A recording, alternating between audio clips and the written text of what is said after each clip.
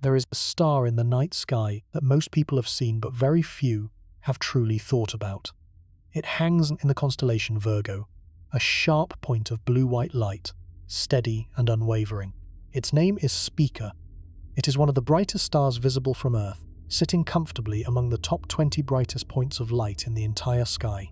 On a clear evening, away from the glow of city lights, it burns with a cold intensity that seems almost artificial in its perfection. It looks permanent, it looks safe, and it is going to explode, not in some unimaginable future so distant that the word loses its meaning, not in some abstract cosmological sense that belongs only in textbooks and lectures. Spica is a star that is already deep into the final chapters of its life. It is burning through its nuclear fuel at a rate that is genuinely difficult to comprehend. While our Sun, a modest yellow star of average temperament, has enough hydrogen fuel to last roughly another 5 billion years, Spica is devouring its reserves at a pace millions of times faster. It has perhaps 10 million years remaining. That sounds like an enormous amount of time. It is not. In stellar terms, 10 million years is the final breath. It is the last flicker before the candle goes out, and when Spica finally exhausts its fuel, it will not fade gently into darkness. It will tear itself apart in a supernova explosion so powerful that for a brief, incandescent period, this single dying star will outshine the combined light of every other star in the Milky Way galaxy. Every single one. Spica sits roughly 260 light-years from Earth. In cosmic terms, that is close, disturbingly close. Most of the stars that astronomers expect to go supernova in the foreseeable future are thousands or tens of thousands of light-years away. They are distant enough to be purely academic, distant enough that their eventual explosions will be nothing more than a faint flash, a brief notation in an astronomer's logbook, and then silence. But 260 light-years is different. 260 light-years is right next door. If the Milky Way galaxy were the size of a football field, stretching 100 yards from end zone to end zone, the distance between our Sun and Spica would be less than the width of a single blade of grass lying flat on the turf. When Spica finally goes supernova, it will not be a faint flash.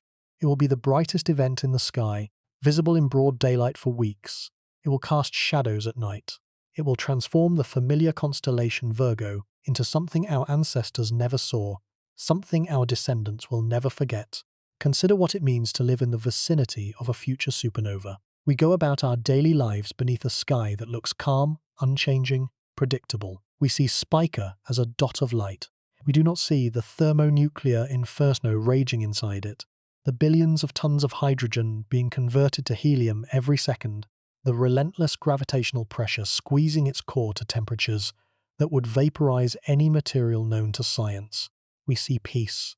The star is at war with itself, and the war is coming to an end. And there is a detail that very few people outside the astronomical community fully appreciate. Spica is not one star. It is two enormous, blisteringly hot stars locked in a gravitation embrace so tight that they orbit each other in just 4 days. They are so close together that their shapes are physically distorted, stretched, and pulled into egg-like forms by each other's immense gravity. Material flows between them in streamers and bridges of superheated plasma. Their fates are entangled in ways that make the eventual explosion far more complicated and far less predictable than a single star dying alone. The binary nature of Spica adds layers of uncertainty to an already dramatic scenario. It means that we cannot simply predict what will happen by studying one star. We must account for the gravitational interaction, the mass transfer, the orbital dynamics, and the possibility that the explosion itself could disrupt the entire system, sending the surviving companion hurtling through the galaxy at enormous speed. The universe placed a loaded gun in our sky, and we named it after a stalk of wheat. Spica, from the Latin spica virginis, the ear of grain held in the hand of the maiden Virgo. It is one of the most ancient named stars, and it is one of the most dangerous objects we can see without a telescope. By the end of tonight, you're going to understand what Spica truly is, down to its core. You will understand why it is on a countdown that no force in the universe can stop. You will understand the chain of events that will unfold when it finally detonates, step by step, from the collapse of its iron heart to the shockwave that will reshape the interstellar medium for hundreds of light years in every direction. And you will understand what that event could mean for a small, fragile, blue planet sitting just 260 light-years away in the quiet suburbs of a spiral galaxy. Before we get started, if you love exploring the depths of space as much as we do, take a second to like the video or subscribe. It's a simple action, but it helps this channel reach more curious minds like yours. Now let's begin. To understand what Spica is and why it matters, we first need to understand what stars are and how they live and die. Because the story of Spica is not just the story of one distant light in the sky. It is the story of how the universe builds its most magnificent structures, sustains them for a cosmic heartbeat, and then destroys them with equal magnificence. Stars are not simply lights. They are engines. They are factories. They are the furnaces in which the raw materials of existence are forged. And understanding how they work is the first step toward understanding why Spica's death will be so violent and so consequential. A star is, at its simplest, a ball of gas held together by gravity and kept from collapsing by the outward pressure of nuclear fusion. Deep in the core of every star, hydrogen atoms are being crushed together under unimaginable pressure and temperature, fusing into helium and releasing energy in the process. This energy pushes outward in every direction. Gravity pulls inward from every direction. For most of a star's life, these two forces are locked in a perfect and delicate balance. The star is stable. It shines. It endures. Our Sun is a star of modest size and modest ambition. It belongs to the spectral class known as G2V, a classification that tells astronomers it is a yellow dwarf with a surface temperature of about 5,500 degrees Celsius. It is roughly 864,000 miles across, a diameter so vast that you could line up 109 Earths across its face. That sounds enormous, and it is, until you compare it to the true giants of the stellar world, stars beside which the Sun is a spark beside a bonfire. The Sun's energy output is measured at roughly 384 trillion watts, a number so large that it has no meaning in human terms. Every second, the Sun converts approximately 600 million tons of hydrogen into roughly 596 million tons of helium. The missing 4 million tons do not vanish. They are converted into pure energy according to Einstein's equation. Energy equals mass times the speed of light squared. Those 4 million tons of matter become the light and heat that sustain every living thing on Earth. This process has been ongoing for about 4.6 billion years and will continue for roughly another 5 billion years before the Sun's hydrogen reserves are significantly depleted. These are the numbers of a typical star, a well-behaved star, a star that lives a long, quiet, respectable life and dies a relatively gentle death. When the Sun eventually runs low on hydrogen, it will swell into a red giant, expanding to roughly the orbit of Mars. Then it will shed its outer layers in a beautiful, glowing shell called a planetary nebula, and the exposed core will cool and fade over trillions of years as a dense ember known as a white dwarf. The Sun will never explode. It does not have the mass for that. Only stars above a certain mass threshold, roughly 8 times the mass of the Sun, have the gravitational muscle to produce the catastrophic conditions necessary for a supernova. Spica is nothing like the Sun. It is in an entirely different category of stellar existence. Spica is a binary star system, meaning it consists of two stars orbiting a common center of gravity, bound together by their mutual gravitational attraction. The primary star, designated Spica A, has a mass of roughly 11 times that of the Sun. The secondary star, Spica B, has a mass of roughly 7 times that of the Sun. Together, this pair contains about 18 solar masses of material, all of it burning through its nuclear fuel with an intensity that makes the Sun's steady glow look like a nightlight. Spica A is classified as a blue giant of spectral type B13.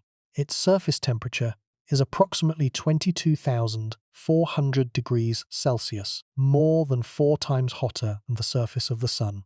While the Sun glows a warm yellow-white, Spica A burns with a fierce blue-white radiance. Its diameter is roughly 7.4 times larger than the Sun's, making it a substantial star, though far from the largest known. But size is only part of the equation. The real measure of Spica A's power is its luminosity. It produces more than 12,000 times the Sun's energy output. 12,000 times. That is not 12 times. Not 1200 times, but 12,000. If you could replace our Sun with Spica A, placing it at the center of our solar system, the increase in radiation would be immediate and absolute. The Earth's surface temperature would climb to thousands of degrees. The oceans would boil away. The atmosphere would be stripped into space by the intense ultraviolet radiation and stellar wind. The planet would be sterilized within days. Let us put the scale of Spica into terms that the human mind can grasp, because raw numbers, no matter how carefully stated, tend to slide off our awareness like water off glass. They are too large, too abstract. We need comparisons.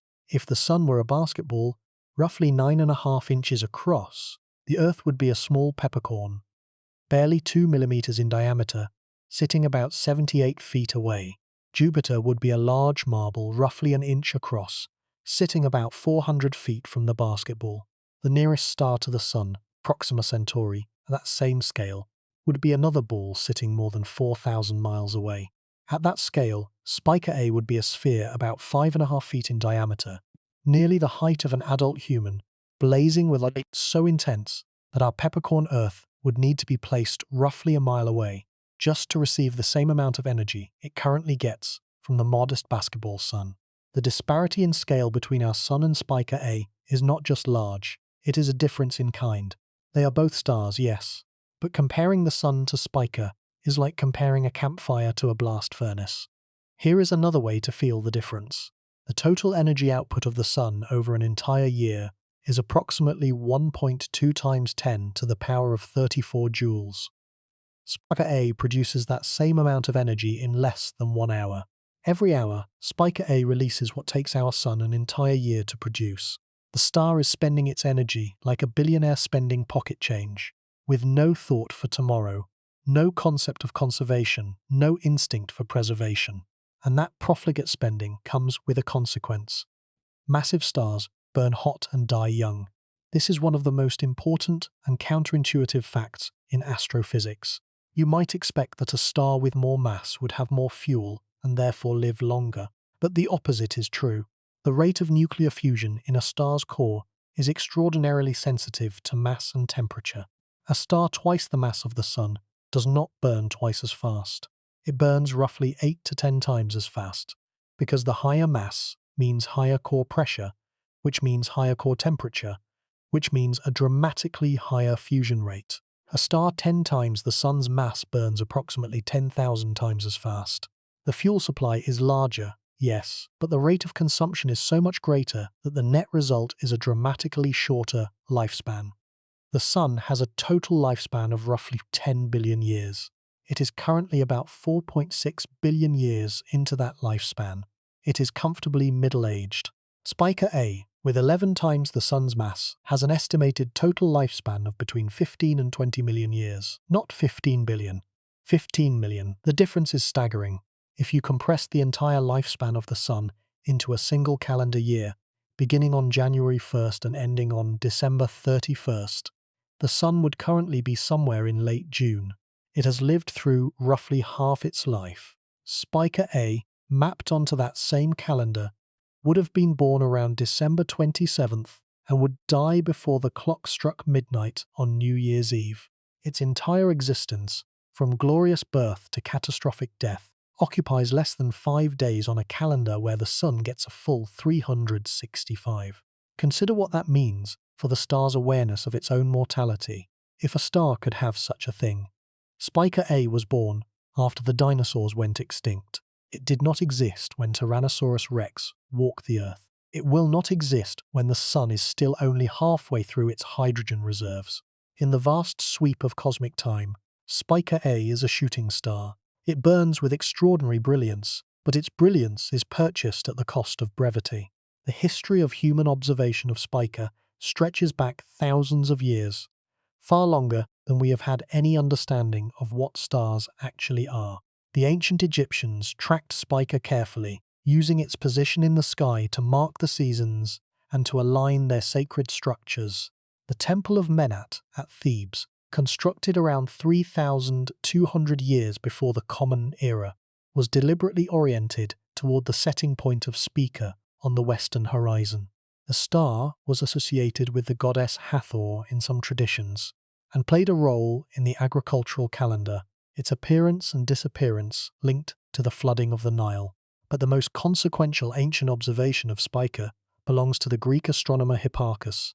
Around 129 years before the Common Era, Hipparchus compared his own careful measurements of Spica's position relative to the autumn equinox with measurements made by earlier astronomers, particularly Timocharis, roughly 150 years before. He noticed that Spica's position had shifted by about 2 degrees. This was a tiny discrepancy. Most observers would have dismissed it as measurement error. Hipparchus did not dismiss it. He investigated it, and in doing so, he discovered one of the most important phenomena in astronomy, the precession of the equinoxes. Precession is the slow wobble of Earth's rotational axis, similar to the wobble of a spinning top. Over a cycle of roughly 26,000 years, Earth's axis traces out a circle in the sky, causing the apparent positions of the stars to shift gradually relative to the equinoxes and solstices. This discovery, made possible by one astronomer's careful attention to the position of Spica, fundamentally changed our understanding of Earth's place in the cosmos. It revealed that our planet is not a perfectly stable platform from which to observe the heavens. It moves, it wobbles, it drifts, and the proof was written in the light of Spica. Centuries later, Nicolaus Copernicus also used observations of Spica in his work. His measurements of the star's position helped him refine his revolutionary heliocentric model, a model that removed Earth from the center of the universe and placed the Sun there instead. Once again, Spica served as a calibration point, a steady reference against which the motions of Earth and the other planets could be measured and understood. For more than 5,000 years of recorded astronomical history, Spica has been not just a beautiful object in the sky, but a scientific instrument, a tool that has helped humanity unlock some of the deepest secrets of the cosmos. It is worth pausing here to appreciate the sheer unlikelihood of our situation. Out of the roughly 400 billion stars in the Milky Way, only a tiny fraction are massive enough to end their lives as supernovae. Estimates suggest that perhaps 1 in 1,000 stars has a mass above 8 solar masses, the threshold for core collapse supernova. That gives us roughly 400 million potential supernova progenitors in the entire galaxy. Of those, only a small number are close enough to Earth to be dramatic events when they explode. Spica is one of the closest massive stars to our solar system.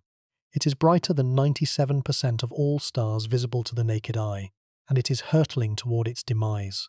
The space between Spica and Earth is not empty. It is filled with the thin, diffuse gas and dust of the interstellar medium, a substance so rarefied that it makes the best laboratory vacuum on Earth look thick by comparison. The density of the interstellar medium in our neighborhood of the galaxy is roughly 1 atom per cubic centimeter. For comparison, the air you are breathing right now contains approximately 25 billion trillion molecules per cubic centimeter. The interstellar medium is unimaginably sparse, and yet it matters. When Spica's supernova shockwave begins expanding outward, it will sweep up this material, compressing it, heating it, accelerating it. The shockwave will plow through the interstellar medium at thousands of kilometers per second, creating a growing bubble of hot, thin gas surrounded by a dense shell of compressed material. Over thousands of years, this expanding shell will reach our solar system. Modern observations of Spica have been carried out with increasingly sophisticated instruments. The Hipparcos satellite, launched by the European Space Agency in 1989, measured Spica's parallax with unprecedented precision, pinning down its distance at 262 light-years, with an uncertainty of only about 20 light-years. More recent data from the Gaia spacecraft, which has been mapping the positions and motions of over 1 billion stars since 2013, has further refined our understanding of Spica's place in three-dimensional space. We know where it is, we know how fast it is moving, we know its spectral characteristics in exquisite detail. What we cannot know with certainty is exactly how much time it has left. One more scaled comparison to anchor the distance in your mind. Light travels at approximately 186,000 miles per second, or roughly 300,000 kilometers per second. At that speed, light from the Sun reaches Earth in about 8 minutes. Light from Spica takes 260 years. If you could drive a car to Spica at highway speed, roughly 60 miles per hour, the trip would take approximately 2.9 billion years. That is more than half the current age of Earth. You would arrive long after the Sun had consumed the Earth and become a white dwarf. The distance is immense by human standards, but by the standards of the galaxy, which spans 100,000 light-years from edge to edge, 260 light-years is nothing. It is the distance from your front door to the end of your driveway, measured against the circumference of the Earth. The binary nature of Spica was not recognized until the modern era of spectroscopy. In 1890, the astronomer Hermann Carl Vogel observed that the spectral lines of Spica's light were shifting back and forth in wavelength in a regular periodic pattern. This Doppler shift, the same phenomenon that makes an ambulance siren change pitch as it passes you, indicated that the source of the light was alternately moving toward Earth and then away from Earth in a repeating cycle. The only explanation consistent with the observed pattern was that Spica was not a single star, but two stars orbiting each other, their combined light shifting blue as one approached and red as it receded. Subsequent observations refined the picture. The orbital period was measured at just 4.014 days. This is an extraordinarily short period for a binary star system. For perspective, Mercury, the closest planet to our Sun, takes 88 days to complete a single orbit. The Moon takes 27.3 days to orbit Earth. Spica's two stars complete a full revolution around each other in about half the time it takes to get through a standard work week. Each star whips around the other at tremendous speed, their orbital velocities measured at hundreds of kilometers per second. This tight orbit means the two stars are separated by a distance of only about 18 million kilometers, approximately 0.12 astronomical units. 1 astronomical unit is the average distance between Earth and the Sun, roughly 150 million kilometers or 93 million miles. The separation between Spica A and Spica B is therefore less than 1/8 the distance from Earth to the Sun. At such close proximity, each star's gravity significantly distorts the shape of the other. Neither star is spherical. They are elongated, pulled into egg-shaped ellipsoids by the tidal forces acting between them. If you could see the system up close, the two stars would look like two luminous teardrops, each one pointing toward the other, their pointed ends nearly touching, separated by a gap filled with streamers of superheated gas flowing from one star to the other. Imagine two water balloons held close together, each one slightly stretched toward the other by an invisible force. Now imagine those water balloons are each larger than our entire Sun, composed of plasma at tens of thousands of degrees, orbiting each other at hundreds of kilometers per second and emitting enough combined radiation to outshine 10,000 suns. That is the Spica system. It is beautiful and it is violent and it is doomed. Spica B, the smaller companion, deserves attention in its own right. With 7 solar masses, it is no weakling. It is itself a B-type star, burning with a surface temperature of roughly 18,500 degrees Celsius and producing roughly 1,600 times the luminosity of our Sun. If Spica B existed on its own, without the overwhelming glare of Spica A beside it, it would be among the brighter stars in our sky. But it is overshadowed. It contributes roughly 12% of the total light we receive from the Spica system. The rest comes from the dominant primary. The system's combined luminosity exceeds 13,600 times the output of the Sun. That combined light reaches us as a single point because the two stars are far too close together to resolve as separate objects with any telescope available to most observers. To our eyes, Spica is one star. The binary nature reveals itself only through careful spectroscopic analysis. The tidal effects between the two stars produce another observable phenomenon. As the egg-shaped stars rotate and orbit, the amount of surface area facing us changes slightly over the course of each orbit. This causes the total brightness of the system to vary by a small but detectable amount, roughly a few hundredths of a magnitude. Spica is classified as a beta Cephei variable and also as a rotating ellipsoidal variable, meaning its brightness fluctuations arise from both stellar pulsations and the changing geometry of the tidally distorted stars. These fluctuations first measured with precision in the 20th century, provided crucial data for calculating the star's masses, radii, and orbital parameters. The central question of this entire discussion is simple but heavy. What happens when stars this massive and this close together reach the end of their fuel?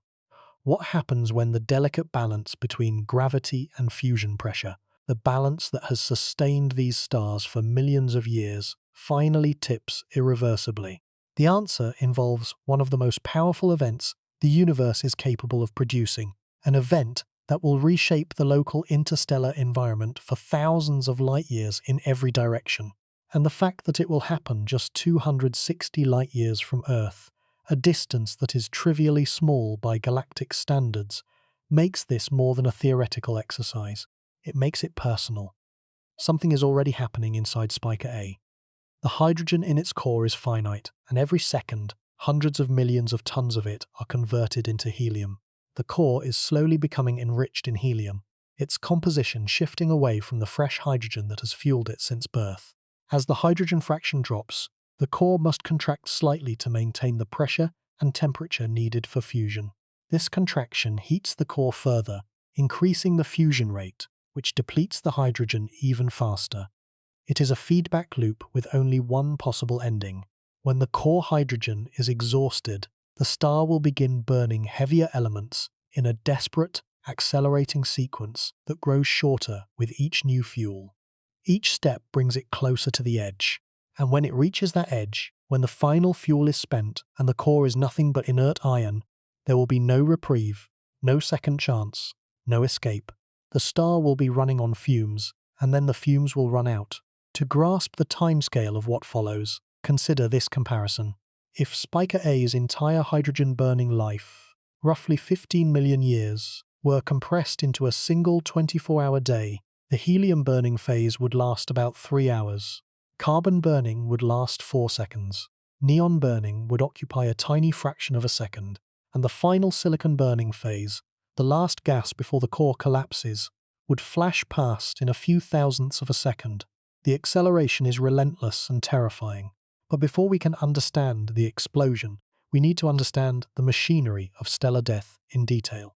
We need to look inside a dying massive star and trace the exact sequence of events that leads from a functioning stellar furnace to a catastrophic implosion.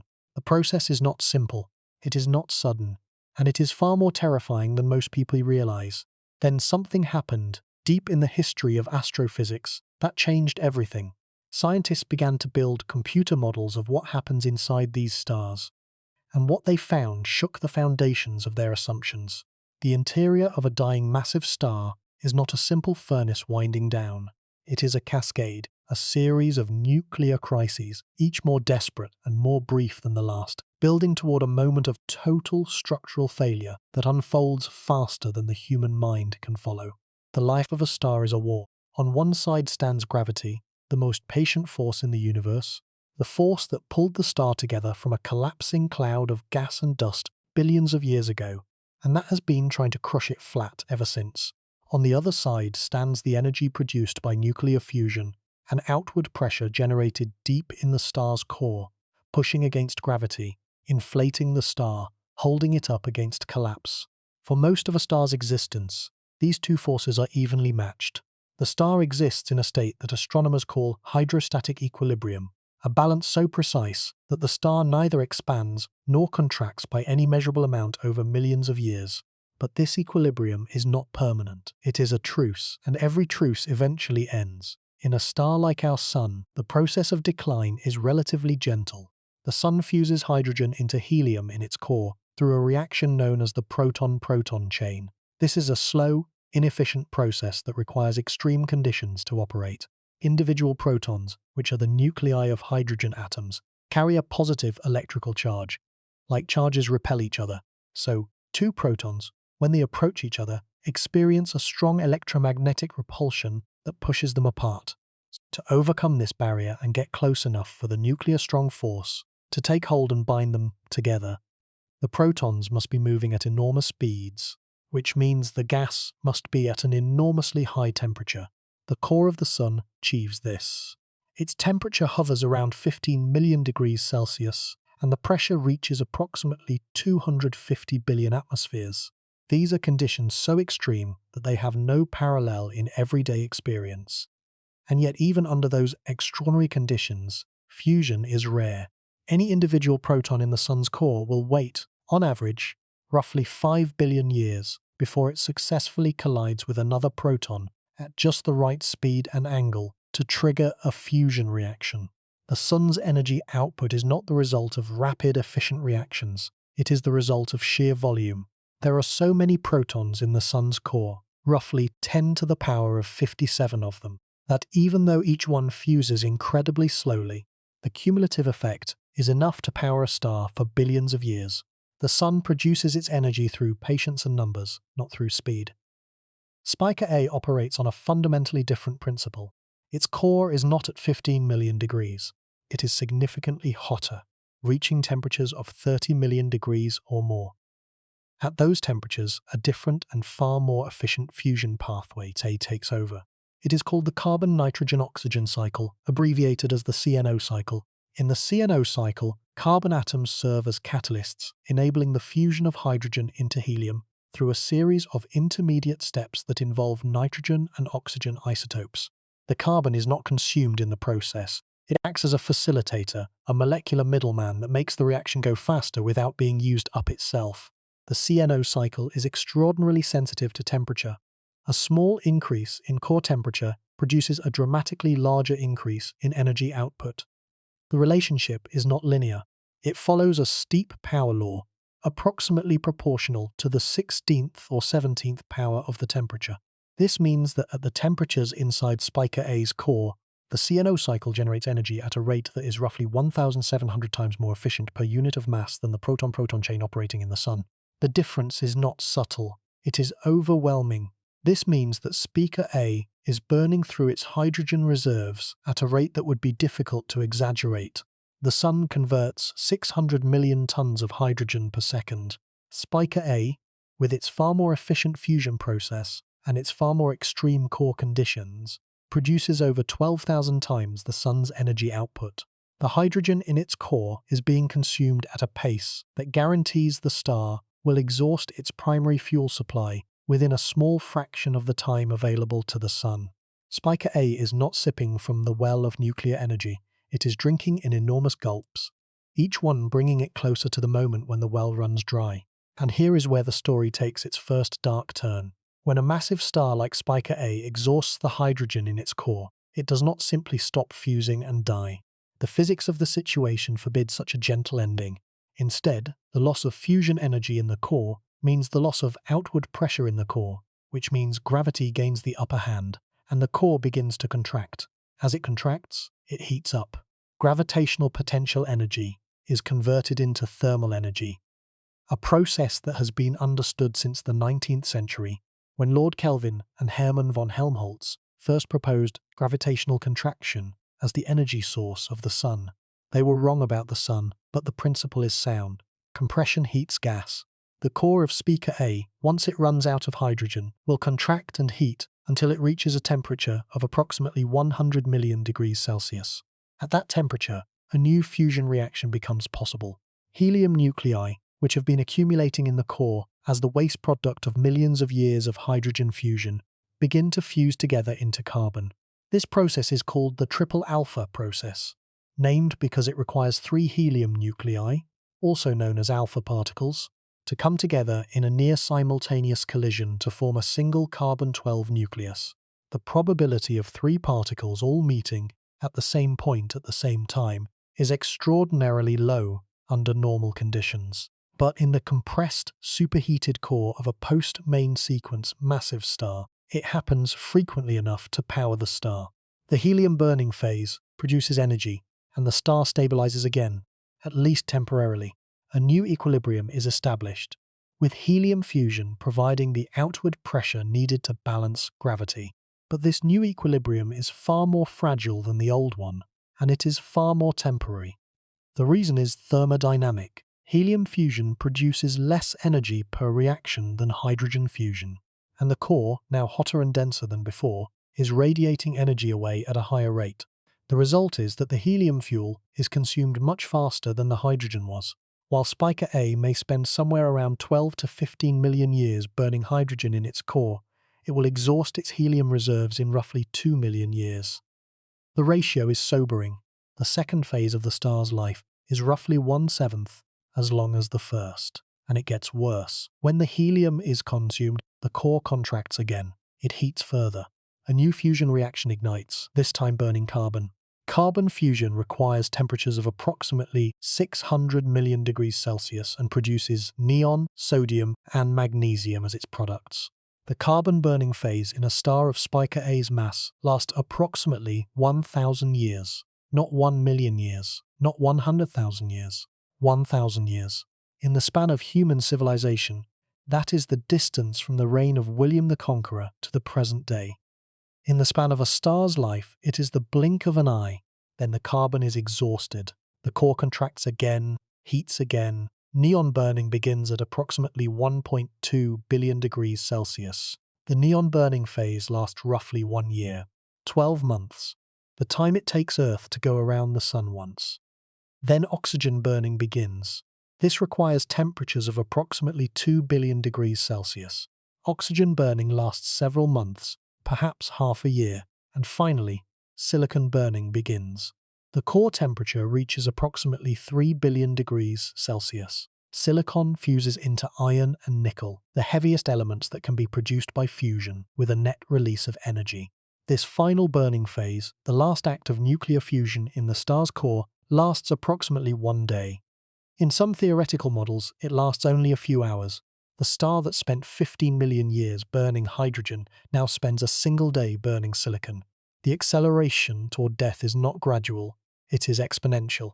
It is a countdown that starts slowly and then collapses inward on itself with terrifying speed. Let us take a moment to see this cascade as a whole, because the individual facts, while striking, do not convey the full horror of the pattern without being assembled into a single picture. Hydrogen burning lasts 15 million years. Helium burning lasts 2 million years. Carbon burning lasts 1,000 years. Neon burning lasts 1 year. Oxygen burning lasts 6 months. Silicon burning lasts 1 day. Each phase is shorter than the last by a factor of hundreds or thousands. Each phase requires higher temperatures. Each phase produces less energy per reaction. The star is running faster and faster on fuel that gives less and less return. It is a machine that is speeding up as it runs out of gas. To put this acceleration into another human scale, imagine compressing the entire sequence into a single year beginning on January 1st. Hydrogen burning occupies the period from January 1st through roughly mid-November. Helium burning takes us from mid-November to approximately December 28th. Carbon burning occupies December 28th and 29th. Neon burning lasts about an hour on December 30th. Oxygen burning fills a few hours on the 30th and 31st. And silicon burning, the final act, takes place in the last few minutes before midnight on New Year's Eve. The clock strikes 12. The iron core collapses. The star explodes. Happy New Year. The understanding of this process did not come easily. It was built over decades by some of the most brilliant minds in 20th century physics. In 1957, the landmark paper by Margaret Burbidge, Geoffrey Burbidge, William Fowler, and Fred Hoyle, commonly known as the B²FH paper, laid out the theory of stellar nucleosynthesis in comprehensive detail. They showed how virtually every element heavier than hydrogen and helium could be explained as the product of nuclear reactions inside stars. This paper, published in the Reviews of Modern Physics, is considered one of the most important scientific papers of the 20th century. William Fowler would go on to win the Nobel Prize in Physics in 1983 for his contributions to understanding nuclear reactions in stars. The theoretical framework for core collapse supernovae was further developed by researchers including Sterling Colgate, Richard White, and later by computational astrophysicists like Hans Thomas Juncker and Adam Burrows, who built increasingly sophisticated computer simulations of the collapse and explosion process. These simulations are among the most computationally demanding calculations in all of science. They must simultaneously track nuclear physics, neutrino transport, fluid dynamics, magnetic fields, and general relativity, all in 3 dimensions, all evolving on timescales of milliseconds. Even today, with supercomputers capable of performing quadrillions of calculations per second, the full simulation of a core collapse supernova remains one of the grand challenges of computational physics. The observational side of the story is equally rich. Humanity has witnessed supernovae throughout recorded history, though ancient observers did not understand what they were seeing. They called them guest stars, new stars that appeared where none had been before, and then faded over weeks or months. The earliest reliably recorded supernova was observed by Chinese astronomers in 185 of the Common Era, noted in the Book of the Later Han as a bright star that appeared near Alpha Centauri and was visible for roughly 8 months. The most famous historical supernova is the one observed in 1054, also recorded by Chinese astronomers and likely by Japanese observers as well. This guest star appeared in the constellation Taurus and was bright enough to be seen in daylight for 23 days and at night for nearly 2 years. The remnant of this explosion is the Crab Nebula, one of the most studied objects in astronomy. The Crab Nebula is located roughly 6,500 light-years from Earth. At its center lies a rapidly spinning neutron star, the Crab Pulsar, rotating roughly 30 times per second and emitting beams of radiation that sweep across our line of sight like a cosmic lighthouse. The Crab Pulsar was one of the first pulsars ever discovered, providing direct observational confirmation that neutron stars exist and that they are indeed the remnants of supernova explosions. In 1572, the Danish astronomer Tycho Brahe observed a brilliant new star in the constellation Cassiopeia. He studied it carefully over the following months, publishing his observations in a work titled De Nova Stella, literally about the new star. Tycho's supernova, as it came to be known, was a type Ia supernova, a different kind of cell explosion involving a white dwarf in a binary system, rather than the core collapse of a massive star.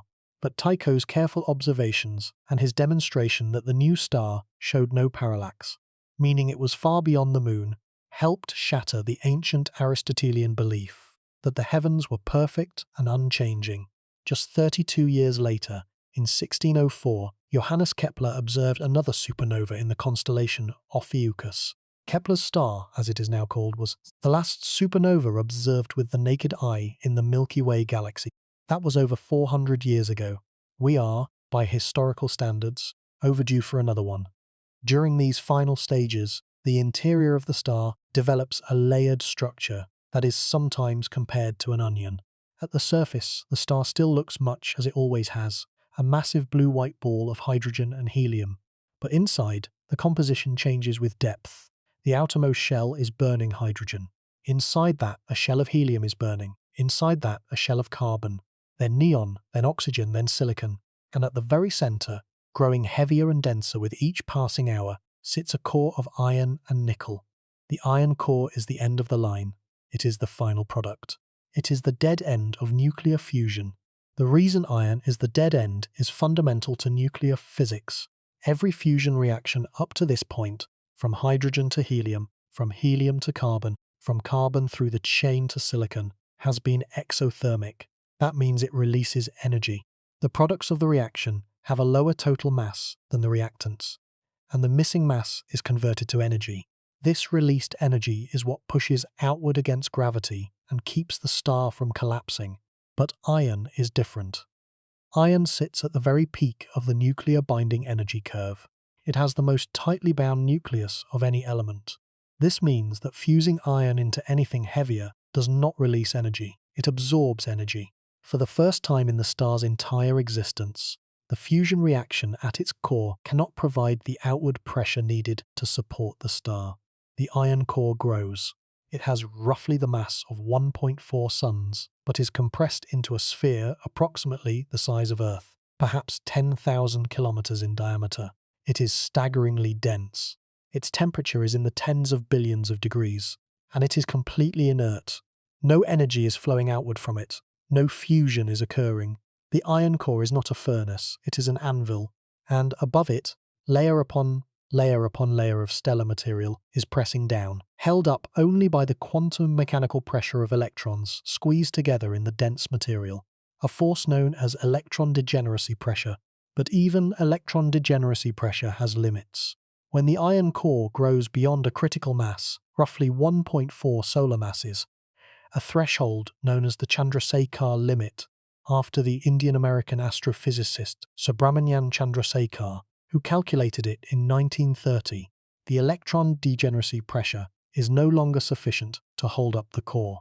Electrons are forced to combine with protons, forming neutrons and releasing neutrinos in a process called neutronization or electron capture.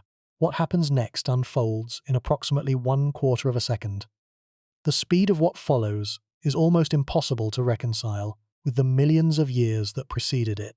A star that took over 10 million years to build itself up will tear itself apart in less time than it takes to blink. The iron core collapses, not slowly, not in stages, not with any possibility of intervention or reversal. It collapses at approximately 1/4 the speed of light, roughly 75,000 kilometers per second. In a fraction of a second, a sphere the size of Earth is compressed into a sphere roughly 20 kilometers across. The density reaches approximately 100 trillion grams per cubic centimeter, a density comparable to the density of an atomic nucleus. A teaspoon of this material would weigh roughly 1 billion tons. The collapsing core has essentially become a single enormous nucleus, a neutron star, held up not by thermal pressure or electron pressure, but by the quantum mechanical repulsion between neutrons, a force called neutron degeneracy pressure. The outer layers of the star, which have been falling inward behind the collapsing core, slam into this newly formed neutron star at a significant fraction of the speed of light. They hit a surface harder than anything else in the known universe, a surface made of matter compressed to nuclear density, and they bounce. The word bounce is almost comically inadequate for what actually happens, but it captures the essential physics. The infalling material rebounds outward, a shock wave forms, and begins propagating back through the collapsing star. At the same time, the newborn neutron star is radiating a titanic flood of neutrinos, ghostly particles that interact with ordinary matter so weakly that a typical neutrino could pass through a wall of lead a light year thick without being stopped. Under normal circumstances, neutrinos are invisible and irrelevant. But the neutrino flux during a core collapse is not normal. The collapsing core produces roughly 10 to the power of 58 neutrinos in a burst, lasting perhaps 10 seconds, carrying away approximately 99% of the total gravitational energy released. The remaining 1% powers everything we actually see: the light, the shock wave, the expanding debris. That 1% alone is enough energy to outshine a galaxy. Even with their incredibly weak interactions, the sheer number and density of neutrinos in the region just above the neutron star is sufficient for a small fraction of them to deposit energy into the surrounding stellar material. This neutrino heating, combined with the mechanical energy of the bounce, drives the shock wave outward through the remaining layers of the star. Simulations show that without the neutrino energy deposition, the bounce shock would stall and the explosion would fail. The star would collapse entirely into a black hole. It is the neutrinos, those ghost-like particles, that make the difference between a supernova that lights up the sky and a quiet implosion into darkness. This is a supernova. Specifically, it is a core collapse supernova, most commonly classified as a Type II supernova if the star retains its hydrogen envelope. In the span of a few seconds, this event releases more energy than the Sun will produce in its entire 10 billion year lifetime. The total energy released is approximately 3 times 10 to the power of 46 joules, a number so large it has no intuitive meaning. The luminosity peaks at roughly 1 billion to 10 billion times the luminosity of the Sun. For a brief period of days to weeks, this single dying star outshines an entire galaxy containing hundreds of billions of stars. We have direct observational evidence that this process occurs. On February 23, 1987, a blue supergiant star in the Large Magellanic Cloud, a small satellite galaxy orbiting the Milky Way, exploded. It was designated supernova 1987A, and it was the closest supernova observed since Kepler's star in 1604. The progenitor star, named Sandulic -69 202, had been catalogued before the explosion. It had a mass estimated at roughly 20 solar masses, nearly twice that of Spica A. When it exploded, it reached a peak apparent magnitude of about 2.9, making it easily visible to the naked eye from the southern hemisphere. The most historic aspect of SN 1987A was the detection of its neutrinos. Approximately 3 hours before the visible light of the explosion reached Earth, 2 neutrino detectors, the Kamiokande detector in Japan and the Irvine, Michigan Brookhaven detector in Ohio, simultaneously registered a burst of neutrinos. The Kamiokande detector recorded 11 neutrinos. The IMB detector recorded 8. That is it. 19 neutrinos total, from an explosion that released approximately 10 to the power of 58 neutrinos in all directions. The fact that even 19 were detected, given the incredible distance of 168,000 light-years, and the vanishingly small probability of any individual neutrino interacting with the detector material, was a triumph of experimental physics. Those 19 neutrinos confirmed, for the first time, the theoretical prediction that core collapse supernovae produce a massive neutrino burst, and they provided direct evidence that the core of the progenitor star had indeed collapsed to nuclear density. If Spica were to explode, it would be roughly 650 times closer than SN 1987A. Modern neutrino detectors, which are vastly more sensitive than the ones that observed 1987A, would detect not 90 neutrinos, but potentially millions. The data would be overwhelming. It would provide the most detailed look into the interior of a collapsing stellar core that science has ever achieved. Every theoretical model of core collapse would be tested in a single afternoon. The material blown out by the explosion travels at speeds of up to 30,000 kilometers per second, roughly 10% the speed of light. It carries with it all the heavy elements that were forged inside the star during its lifetime: carbon, oxygen, silicon, iron, and through the intense bombardment of neutrons during the explosion itself, a process called rapid neutron capture, or the R process. Elements heavier than iron are forged for the first time: gold, platinum, uranium, thorium, iodine, barium. These elements, which cannot be created by normal stellar fusion because fusing them requires energy rather than releasing it, are born in the chaos of the supernova explosion. They are created in mere seconds and flung outward at enormous speeds to mix with the thin gas drifting between the stars. The R process, which stands for rapid neutron capture, works because during the explosion the density of free neutrons in the ejector is astronomical. Atomic nuclei are bombarded with neutrons so rapidly that they cannot decay between captures. They build up to extremely heavy, neutron-rich isotopes that would be completely unstable under normal conditions. These exotic nuclei then undergo a cascade of beta decays in which neutrons convert to protons, transforming the nucleus into a more stable configuration. The end products of this process include some of the most valuable and familiar elements on Earth. The gold in a wedding ring was manufactured in a supernova or a neutron star merger. The uranium that powers nuclear reactors was forged in seconds during the death throes of a massive star. These scattered elements drift through interstellar space for millions of years. Eventually, they are swept up into new collapsing clouds of gas and dust. New stars form. New planets condense from the debris disk around those new stars. And on some of those planets, the heavy elements find their way into the structures of geology and chemistry, and ultimately, biology. Every atom of calcium in your bones was forged in the core of a massive star. Every atom of iron in your blood was once part of the inert core of a dying sun.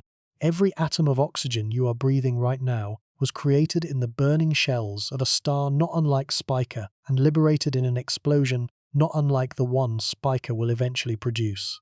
We are, in the most literal and verified sense, the debris of dead stars. The atoms in our bodies have been through at least one supernova. Some have been through several. We are made of recycled cosmic material, forged in nuclear fires that burned out millions or billions of years before the Earth even formed. The very concept is dizzying when you sit with it. The hand you are using to hold your phone or rest on your desk contains atoms that were once at the center of a star that no longer exists. Those atoms survived temperatures of billions of degrees.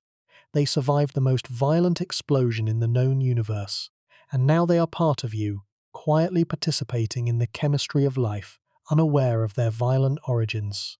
This cycle of stellar birth, death, and rebirth has been running since the first generation of massive stars formed, roughly 100 to 250 million years after the Big Bang. Those first stars, known as population 3 stars, were composed almost entirely of hydrogen and helium, the only elements created in the Big Bang itself. They were massive, perhaps hundreds of times the mass of our Sun, and they lived fast and died violently. They burned through their fuel in just a few million years. When they exploded, they seeded the previously pristine universe with the first heavy elements that had never existed before in the entire history of creation. When they exploded, they seeded the universe with the first heavy elements. The next generation of stars formed from material enriched with those elements. They, too, lived and died and scattered their enriched material. Generation after generation, the universe's supply of heavy elements grew. Our Sun is a third-generation star, perhaps even a fourth or fifth. The heavy elements in our solar system have been through multiple cycles of stellar processing. Each cycle adds complexity. Each explosion contributes new materials to the cosmic inventory. Now consider all of this in the specific context of Spica. Spica A has 11 solar masses. That places it well above the threshold of roughly 8 solar masses required for a star to end its life in a core collapse supernova. The star is currently in the hydrogen-burning phase of its life, the long and relatively stable main sequence phase, but given its estimated age, somewhere between 8 and 15 million years, it is approaching the end of that phase. The clock is ticking. It cannot be stopped. It cannot be slowed. Within the next several million years, the cascade will begin. The hydrogen will run out. The helium burning will ignite. Then the acceleration, carbon, neon, oxygen, iron, collapse, bounce, explosion. But here's what makes this truly terrifying. Spica is not a solitary star drifting through empty space. It has a companion, Spica B, orbiting just 18 million kilometers away. The two are locked together in a gravitational bond that has persisted since their birth from the same molecular cloud. They have orbited each other millions of times. They have grown and evolved together, their lives intertwined since the very beginning, and they will face the moment of final crisis together. What happens to a binary system when one member undergoes a supernova? The question is not academic. There are hundreds of known binary systems in the Milky Way where one component is massive enough to eventually explode, but very few are as close together as Spica. The tight 4-day orbit means that when the explosion occurs, Spica B will be sitting in the front row. It will be hit by the full force of the shock wave at a distance where the energy density is still immense, not yet diluted by the vast expansion of interstellar space. The supernova ejector will slam into Spica B's outer atmosphere at thousands of kilometers per second. Material will be stripped away. The surviving star may be deformed, spun up, heated, or even partially destroyed. And there is a deeper complication. Because the two stars are so close, they do not evolve independently. Long before the supernova itself, the stars interact. They exchange mass. They alter each other's chemical composition, rotational speed, and evolutionary trajectory.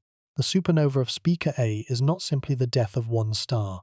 It is the culmination of a relationship, a gravitational partnership that has shaped both stars from the beginning, and that will determine the character of the explosion when it comes. What happens to the companion star when it is suddenly bathed in the full fury of a stellar explosion at close range? What happens to the gravitational bond when more than half the system's mass is suddenly blown into space? And what happens to the shock wave, the expanding shell of superheated debris, the torrent of electromagnetic radiation and high-energy particles as it propagates outward through 260 light-years of interstellar airspace before it reaches a small blue planet whose inhabitants have been watching Spica with wonder for 5,000 years? The answers to these questions are more complex, more uncertain, and in some ways more disturbing than anything we have discussed so far. Because the binary nature of Spica does not simply add a footnote to the supernova story, it rewrites it entirely. And the rewritten version, as we are about to discover, contains possibilities that even seasoned astrophysicists find uncomfortable. The binary interaction introduces variables that are fiendishly difficult to model, outcomes that range from the merely spectacular to the potentially catastrophic, and uncertainties that no amount of computation has yet been able to fully resolve. What follows is an exploration of those possibilities, one by one, and what each of them could mean for the star, the system, and the planet, watching from 260 light-years away. The questions surrounding Spica's eventual supernova are not merely theoretical. They are the subject of active research, deep disagreement, and some of the most complex simulations in modern astrophysics. To understand what will happen when Spica reaches the end, scientists have approached the problem from multiple angles. Each angle reveals a different piece of the puzzle. Each carries its own set of limitations, assumptions, and uncertainties. And together, they paint a picture that is more nuanced, more surprising, and in some respects more troubling than the simple narrative of a star that explodes.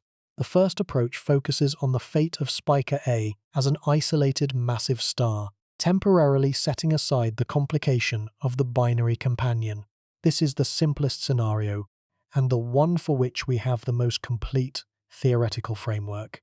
Stellar evolution models, refined over decades by generations of researchers, give us a reasonably clear picture of how a single star of 11 solar masses evolves and dies. The modern tools for this work include sophisticated computational codes such as MESA, the modules for experiments in stellar astrophysics, developed by a team led by Bill Paxton at the University of California, Santa Barbara. MESA is an open-source stellar evolution code that allows researchers to simulate the life of a star from birth to death, tracking the changing chemical composition, temperature, pressure, and luminosity of every layer in the star at each tape mep. It is one of the most widely used tools in stellar astrophysics and has been employed by hundreds of research groups around the world. According to these models, a star of Spica A's mass will exhaust its core hydrogen and progress through the sequence of heavier element burning stages we described earlier. The total remaining lifetime from the current point is estimated at roughly 10 million years, though this figure carries significant uncertainties, depending on factors that are difficult to measure precisely. These include the star's internal mixing processes, which determine how efficiently fresh hydrogen is dredged down into the core. They include the star's rate of mass loss through stellar winds, which can strip material from the star's surface over millions of years. And they include the exact chemical composition of the star, the precise abundances of carbon, nitrogen, oxygen, and heavier elements that affect the opacity and energy transport within the star. Despite these uncertainties, the endpoint is not in serious doubt. Spica A will build an iron core. That iron core will collapse, and the star will explode as a core collapse supernova, most likely of type 2 if it retains its hydrogen envelope, or type Ib, or IC if its hydrogen has been stripped away by the time of the explosion. The expected peak luminosity of such an event, occurring at a distance of 260 light-years, has been calculated by several independent research groups. At that distance, the supernova would reach an apparent visual magnitude of roughly -7 to -9. To put this in context, the full moon has an apparent magnitude of approximately -12.7. Venus at its brightest reaches about -4.6. The brightest star in the night sky, Sirius, sits at magnitude -1.5. So Spica's supernova would be substantially brighter than any star or planet, bright enough to be clearly visible during the daytime, and bright enough to cast noticeable shadows at night. But it would still be dimmer than the full moon. You could look at it without damaging your eyes. You would see a new star in Virgo, blazing with a fierce cold light that would persist for weeks, before gradually fading over the course of months and eventually years. The numbers are striking when you compare this to historical supernovae. In 1054, Chinese astronomers recorded a guest star in the constellation Taurus. It was visible during the day for 23 consecutive days and remained visible at night for nearly 2 years. That supernova occurred at a distance of roughly 6,500 light-years, 25 times farther away than Spica. A supernova at Spica's distance would be roughly 625 times brighter than the Crab supernova of 1054, since brightness falls off with the square of the distance. The event would be utterly unlike anything in recorded human experience. But here's the problem. Spica is not an isolated star, and treating it as one ignores the most complex and consequential aspect of the entire system. The second approach to understanding Spica's future takes the binary interaction seriously, and it changes everything. In a close binary system like Spica, the two stars do not evolve in isolation. They influence each other in profound and sometimes dramatic ways. The most significant effect is mass transfer. As Spica A evolves off the main sequence and begins to swell, expanding as its core contracts and its envelope inflates, it will grow until its outer layers reach a boundary called the Roche lobe. The Roche lobe is the teardrop-shaped region of space around each star within which material is gravitationally bound to that star. Think of it as the star's gravitational territory. Beyond that boundary, material is more strongly attracted to the companion star than to the star it came from. When the expanding Spica A fills its Roche lobe, material from its outer layers begins to spill over the boundary and fall onto Spica B. This process, known as Roche lobe overflow, can transfer enormous amounts of mass from one star to the other. The rate of transfer depends on how quickly the donor star expands and on the details of the binary orbit, but in some scenarios, the transfer can be rapid and violent, reshaping both stars in a relatively short period. The physics of mass transfer in close binaries is one of the most challenging areas of stellar astrophysics. The transferred material does not simply fall directly onto the receiving star. Because the system is rotating, the material carries angular momentum. It spirals inward, forming a swirling disk of material around the receiving star, an accretion disk. This disk radiates energy as the material spirals inward, losing gravitational potential energy and converting it to heat and light.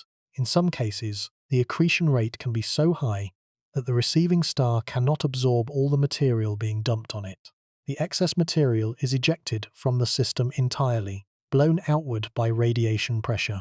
This process, known as non-conservative mass transfer, means that the system as a whole loses mass, further complicating the calculation of how the stars will evolve.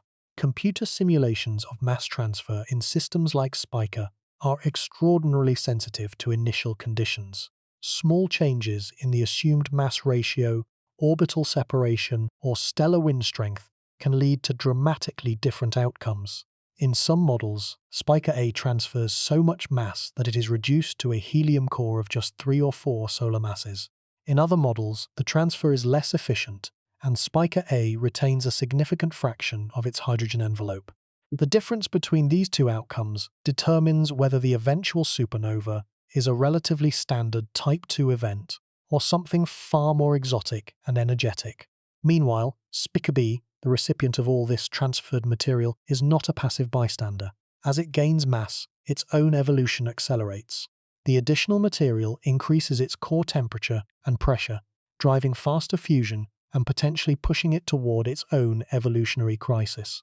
In extreme cases, the mass transfer can cause the receiving star to swell and fill its own Roche lobe, leading to a contact binary, a system in which both stars share a common envelope of gas. Contact binaries are inherently unstable systems, and their evolution can lead to stellar mergers, in which the two stars literally combine into a single, much more massive object. If Spica A and Spica B were to merge, the resulting star would have a mass of roughly 18 solar masses and would have a dramatically shorter remaining lifespan. Its eventual supernova will be correspondingly more energetic. Whether Spica will undergo a merger is uncertain. The current orbital parameters suggest that a merger is possible but not guaranteed. The outcome depends on details of the mass transfer process that cannot be determined from current observations alone. It depends on the internal structure of the stars, their rotation rates, the efficiency of tidal friction, and the angular momentum evolution of the orbit itself. These are factors that even the most sophisticated computer models struggle to constrain. The timing of this mass transfer is critical. Astronomers classify the scenarios by the evolutionary state of the donor star when it fills its Roche lobe. If the star fills its Roche lobe while still burning hydrogen in its core, this is called case A mass transfer. If it fills the Roche lobe after hydrogen exhaustion but before helium ignition in the core, it is case B. If the star waits until even later evolutionary stages, it is case C. Each case leads to dramatically different outcomes, not just for the individual stars, but for the type of supernova that will eventually occur. For the Spica system, with its extremely tight 4-day orbit and the relatively small separation between the two stars, stellar evolution models suggest that case A mass transfer is the most likely scenario. The stars are so close together that Spica A will likely begin transferring mass to Spica B while still on the main sequence before it has even exhausted its core hydrogen. This early mass transfer can strip away a significant fraction of Spica A's hydrogen envelope, fundamentally altering the star's subsequent evolution. The consequences of this stripping are far-reaching. If enough of Spica A's hydrogen envelope is removed, the star's hot, dense core will be exposed directly to space. It will become what astronomers call a helium star, a star that has been stripped of its outermost layer and is burning helium directly on or near its surface. In more extreme cases, the stripped star may become a Wolf-Rayet star, one of the most exotic and extreme objects in the galaxy. Wolf-Rayet stars are named after the French astronomers Charles Wolf and Georges Rayet, who first identified their distinctive broad emission line spectra in 1867 while observing at the Paris Observatory. They are extraordinarily hot, with surface temperatures ranging from 30,000 to over 200,000 degrees Celsius. They produce enormously powerful stellar winds that blow material outward at speeds of 1,000 to 3,000 kilometers per second, further reducing the star's mass over time. These winds are so powerful that they can strip away several solar masses of material over the few 100,000 years that a star remains in the Wolf-Rayet phase. The star literally evaporates from the outside in, shedding its outer layers into space and creating a surrounding nebula of expelled gas that glows with the radiation pouring from the naked stellar core within. There are roughly 600 known Wolf-Rayet stars in the Milky Way. They are rare because the Wolf-Rayet phase is brief, a few 100,000 years at most, and because only the most massive stars ever reach this stage. But their impact on their environments is outsized relative to their numbers. Their powerful winds carve bubbles in the interstellar medium, compress surrounding gas clouds, and trigger new episodes of star formation. And when they finally explode, they produce some of the most energetic supernovae known. This stripping process has a critical implication for the eventual supernova. A star that retains its hydrogen envelope will produce a Type II supernova, characterized by the presence of hydrogen absorption lines in its spectrum. The explosion will involve a large mass of hydrogen-rich material expanding outward, producing a supernova remnant that is rich in hydrogen. But a star that has been stripped of its hydrogen will produce a different kind of explosion. If only the hydrogen is missing, the result is a Type Ib supernova. If the helium layer is also largely gone, the result is a Type Ic supernova. These stripped unvoked supernovae, as they are collectively known, tend to be more compact explosions. They eject less total mass, but the energy can be more concentrated. And here is where the story takes a darker turn. Some of the most energetic explosions in the universe, events known as hypernovae or broad-lined Type Ic supernovae, are produced by stripped massive stars. In rare cases, the most extreme version of this process produces a long-duration gamma-ray burst, a narrow, intensely focused beam of gamma radiation that is the most energetic type of explosion known anywhere in the cosmos. A gamma-ray burst can release as much energy in a few seconds as the Sun will produce over its entire 10 billion-year lifetime, and much of that energy is concentrated into two narrow jets, each one covering perhaps 1% of the sky. The possibility that Spica A could be stripped of its envelope by mass transfer to Spica B, and could consequently produce a stripped envelope supernova rather than a standard Type II, introduces a layer of uncertainty that is deeply uncomfortable for researchers trying to predict the event's effects on Earth. A standard Type II supernova at 260 light-years is dramatic, but almost certainly not dangerous to life on Earth. The light would be spectacular. The cosmic rays would be noticeable but manageable. The ozone depletion would be modest. A hypernova at 260 light-years is a different matter, and a gamma-ray burst at that distance, if one of its jets happened to point in our direction, would be a different matter entirely. But we will return to that question shortly. The third approach to understanding Spica's future examines what happens to Spica B during and after the explosion of Spica A. This is not a minor detail. The fate of the companion star determines whether the system produces a single isolated neutron star or a gravitationally bound binary containing a neutron star and a massive star, a system known as an X-ray binary. When Spica A explodes, it will eject most of its mass at high velocity. This sudden mass loss changes the gravitational dynamics of the binary system in a fundamental way. Before the explosion, the two stars orbit each other under the mutual gravitational pull of their combined mass, roughly 18 solar masses. After the explosion, the neutron star remnant of Spica A will have a mass of roughly 1.4 to 2 solar masses. The ejected material, perhaps 8 to 10 solar masses, will be flying outward and will quickly leave the system. The total gravitationally bound mass drops from 18 solar masses to perhaps 8 or 9. If more than half the total system mass is lost, the gravitational binding of the system is broken. The surviving companion star, Spica B, will be released from its orbit and sent flying through space at high velocity. It will become what astronomers call a runaway star. We have observed many such runaway stars in the Milky Way. They are massive, hot stars, moving through the galaxy at velocities of 50 to 300 kilometers per second, far faster than the typical speeds of stars in their neighborhood. Some of them are moving fast enough to eventually escape the gravitational pull of the Milky Way entirely, becoming intergalactic wanderers destined to drift through the emptiness between galaxies for eternity. The mechanism that accelerated them has long been debated, but one of the leading explanations is precisely the scenario we are describing. A massive binary partner explodes as a supernova, the gravitational bond is broken, and the surviving star is flung outward like a stone released from a sling. One of the most famous runaway stars is Mu Columbi, a massive O-type star that is hurtling through space at roughly 100 kilometers per second. Its trajectory can be traced backward to the Orion Nebula, from which it appears to have been ejected roughly 2.5 million years ago. Another runaway, AE Aurigae, has a complementary trajectory, suggesting that both stars were ejected in opposite directions from the same binary disruption event. These examples demonstrate that the runaway mechanism is not hypothetical. It is observed, documented, and well understood.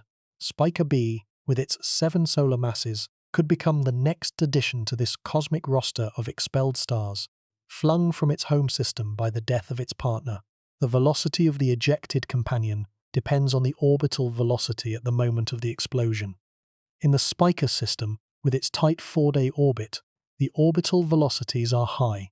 Spica B could be ejected at speeds of 100 to 200 kilometers per second or more, fast enough to traverse the distance from Earth to the Moon in roughly half an hour. It would carry with it the energy of its rapid orbital motion, transformed from a circling partner into a departing bullet. There is another possibility. If the mass loss during the supernova is less than half the total system mass, or if the explosion delivers a kick to the neutron star in just the right direction, the system can remain gravitationally bound. In this case, Spica B would end up in an orbit around the newly formed neutron star. The system would become a high-mass X-ray binary, one of the most luminous and energetic types of objects in the galaxy. As Spica B continues to evolve, it will produce a powerful stellar wind. The neutron star, with its intense gravitational field, will capture some of this wind material, pulling it into an accretion disk. As the material spirals inward toward the neutron star's surface, it is heated to millions of degrees, producing intense X-ray radiation visible across enormous distances. Eventually, Spica B itself will reach the end of its life. With 7 solar masses, It too is above the threshold for a core collapse supernova, though its lower mass means a somewhat less energetic explosion. If the system is still bound at that point, the second supernova could produce a double neutron star system, two extremely dense, compact objects orbiting each other. Such systems are extraordinarily rare. They are also extraordinarily important to modern physics because they are the progenitors of neutron star mergers, the events that produce gravitational waves detectable by LIGO and Virgo, and that are now known to be major sites of R-process nucleosynthesis. In 2017, the LIGO and Virgo gravitational wave observatories detected the merger of two neutron stars, an event designated GW170817. This detection, made on August 17th of that year, was a watershed moment for astronomy. For the first time, a gravitational wave event was accompanied by electromagnetic observations across the entire spectrum, from gamma rays to radio waves. The accompanying short gamma-ray burst, detected by the Fermi Space Telescope just 1.7 seconds after the gravitational wave signal, confirmed decades of theoretical predictions that short gamma-ray bursts are produced by neutron star mergers. The visible light counterpart, a rapidly fading transient called a kilonova, was observed by dozens of telescopes around the world and confirmed that these mergers produce enormous quantities of heavy elements through R-process nucleosynthesis. The amount of gold produced in that single merger event has been estimated at roughly 10 times the mass of Earth. 10 Earth masses of gold, created in a few seconds, flung into interstellar space to eventually become part of new planets, new geology, new economies. The platinum, the thorium, the uranium, all of them produced in similar quantities. The Spica system, depending on the details of its evolutionary pathway, could produce exactly this kind of double neutron star system, an eventual merger, adding its own contribution to the galaxy's inventory of heavy elements billions of years in the future. The chain of causation stretches across immense timescales, from the supernova of Spica A to the formation of a neutron star, to the evolution and eventual explosion of Spica B, to the formation of a second neutron star, to the slow gravitational wave-driven spiral that brings the two remnants together over billions of years, to the final merger and the creation of new elements. Each step is separated from the next by vast gulfs of time, and yet each step is connected to every other step by the unbreakable chain of physics. The fourth approach addresses the most immediate human concern, the effect of the supernova on Earth. This requires careful analysis because the answer depends on multiple interrelated factors. The type of supernova matters. The total energy released matters. The fraction of that energy in different forms, visible light versus X-rays versus gamma rays versus cosmic rays, matters. The properties of the interstellar medium between Spica and the solar system matter, and the Earth's own magnetic field and atmospheric composition matter. For a standard Type II supernova at 260 light-years, the immediate radiation effects on Earth would be noticeable, but almost certainly not catastrophic. The visible light, while impressive enough to be seen during the day, would deliver an energy flux far below that of sunlight. It would not cause sunburns, crop failures, or direct harm to living organisms. The ultraviolet and X-ray burst at the moment of core collapse would be brief, lasting hours to days, and would be largely absorbed by Earth's atmosphere and deflected by its magnetic field. The greater concern, and the one that has received the most serious scientific attention, involves cosmic rays. A supernova produces a tremendous flux of high-energy charged particles, primarily protons and heavier atomic nuclei, accelerated to enormous energies by the expanding shockwave. These cosmic rays do not travel in straight lines. They are deflected and scattered by the magnetic fields that permeate interstellar space. As a result, unlike light, which arrives all at once at the speed of light, cosmic rays from a supernova arrive gradually, spread out over centuries or millennia after the initial explosion. When these high-energy particles reach Earth, they slam into the upper atmosphere, colliding with nitrogen and oxygen molecules and producing cascading showers of secondary particles. More importantly for the biosphere, these interactions break apart atmospheric nitrogen and oxygen to produce nitrogen oxides. Nitrogen oxides are highly effective at destroying ozone, Ozone, the thin layer of oxygen molecules in the upper atmosphere, is what protects life on Earth from the sun's ultraviolet radiation. Without it, ultraviolet levels at the surface would be lethal to most organisms. Research by Brian Thomas, Adrian Mellert, and their collaborators at the University of Kansas and Washburn University has modeled the effects of nearby supernovae on Earth's ozone layer. Their calculations, published in a series of papers beginning in the mid-2000s, suggest that a supernova at a distance of roughly 25 to 50 light-years would cause catastrophic ozone depletion, potentially reducing the ozone layer by 50% or more over a period of years to decades. This level of depletion would produce a dramatic increase in surface ultraviolet radiation, with severe consequences for terrestrial and marine ecosystems. Photosynthetic organisms at the base of the food chain, particularly phytoplankton in the ocean, would be especially vulnerable. Phytoplankton produce roughly half of the world's oxygen and form the foundation of the marine food web. A sustained increase in ultraviolet radiation, sufficient to suppress phytoplankton populations, would cascade upward through the food chain with devastating consequences. On land, the effects would also be significant. Increased ultraviolet radiation causes DNA damage in virtually all organisms.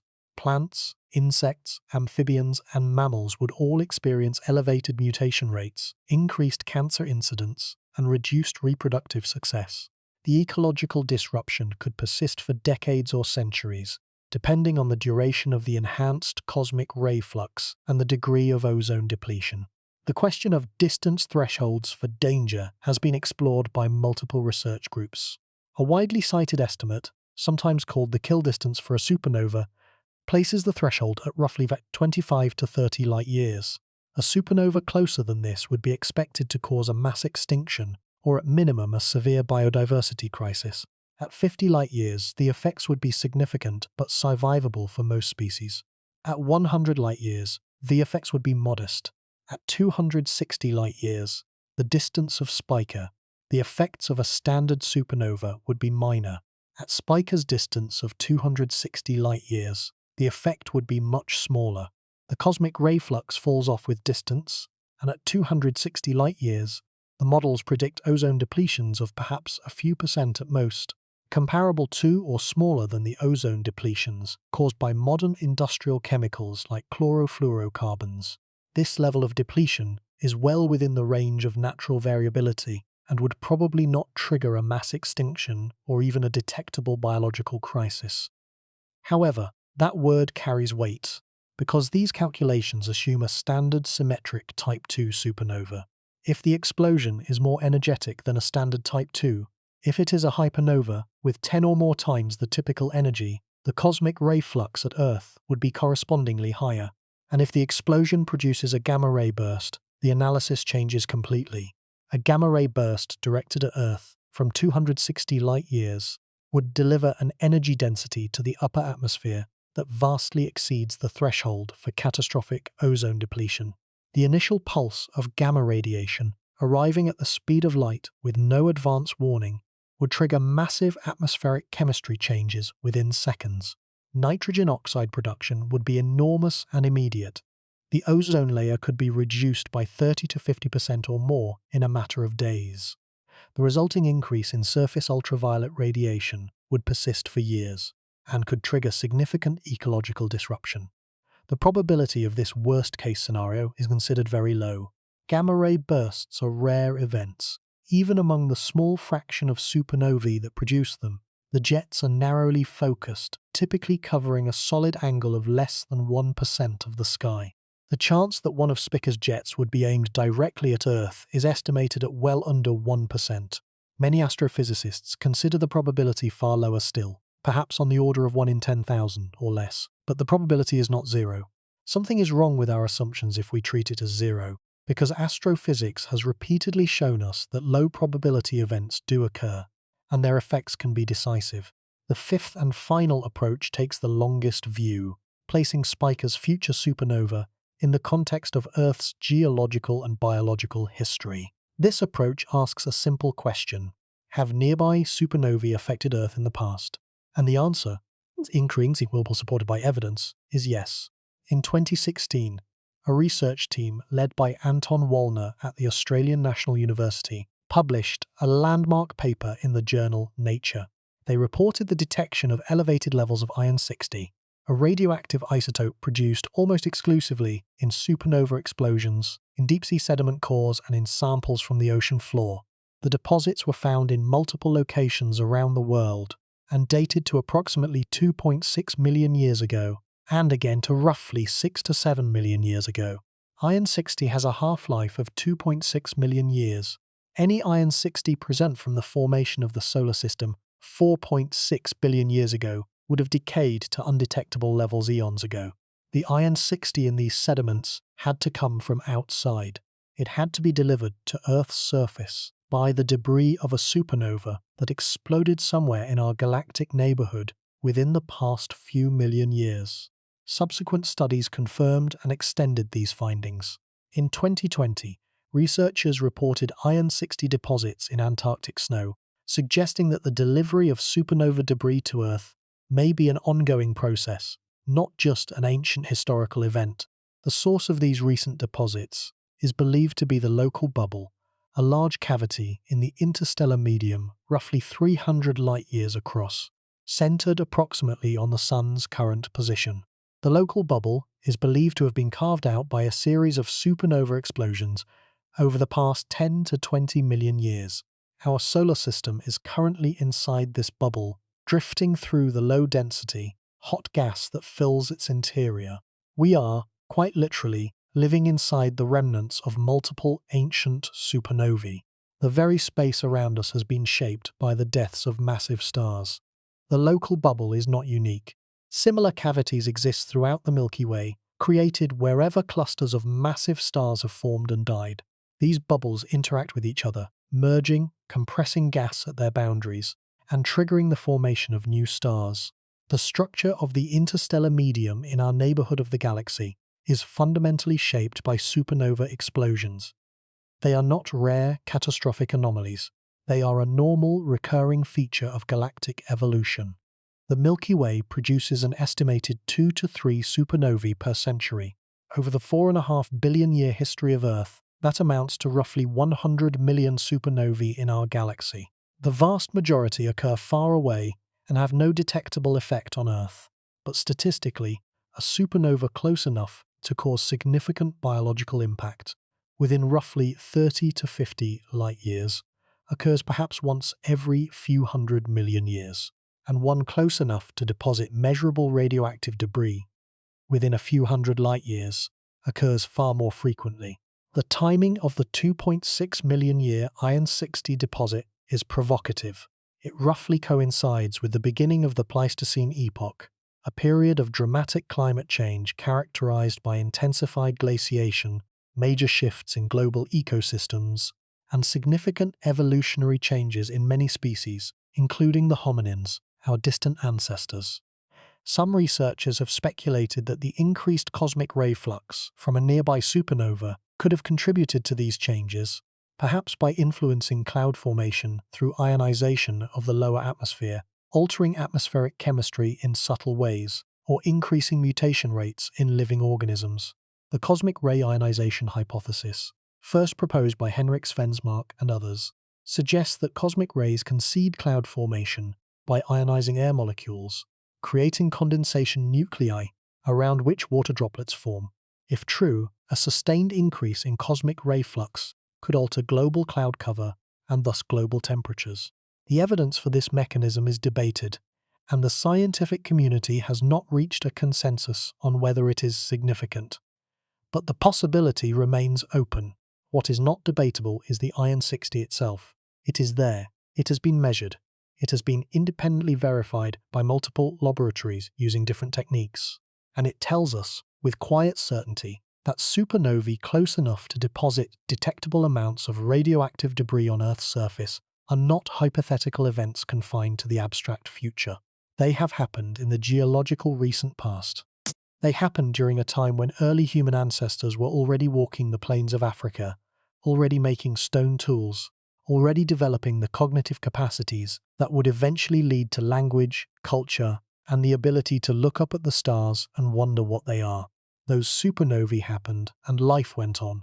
But life may not have gone on entirely unchanged.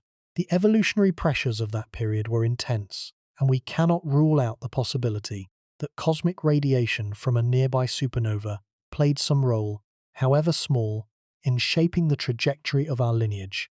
The cumulative picture, assembled from all 5 approaches, is one of profound uncertainty dressed in the clothing of scientific rigor. We know that Spica A will explode. We know roughly when. We know roughly how bright it will be.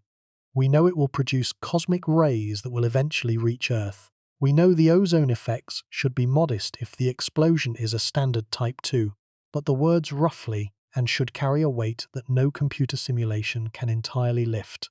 The universe does not consult our models before it acts. It does not owe us clean answers. And the most important variables, the exact mass loss history, the exact binary interaction pathway, the exact geometry and energy of the explosion, remain beyond our ability to predict with certainty from our current vantage point. We are left with a picture that is uncomfortable precisely because it sits in the grey space between safe and dangerous, between inconsequential and catastrophic, between something we can dismiss with confidence and something that deserves serious, sustained tension. That ambiguity is, in its own way, the most unsettling thing about Spica. It is not the answer that disturbs us. It is the absence of a definitive one. And this is where the answer becomes deeply unsettling. Because the deeper we look into Spica, the more we discover that the real story is not about one star dying. It is about what that death reveals about the nature of the cosmos itself, and about the precarious position of any civilization that happens to live within range of such an event. There is something about Spica that cuts deeper than the physics, something that transcends the calculations of ozone depletion and cosmic ray flux and orbital mechanics. To see it, we need to step back from the equations and look at what this star and its impending death actually mean in the broader context of the universe and our place within it. The first thing to understand is that Spica's supernova is not an unusual event in the life of the cosmos. It is not an anomaly. It is not an accident. It is not a malfunction in the machinery of the universe. It is the normal, expected, inevitable outcome of the physical processes that govern how matter and energy interact on the largest scales.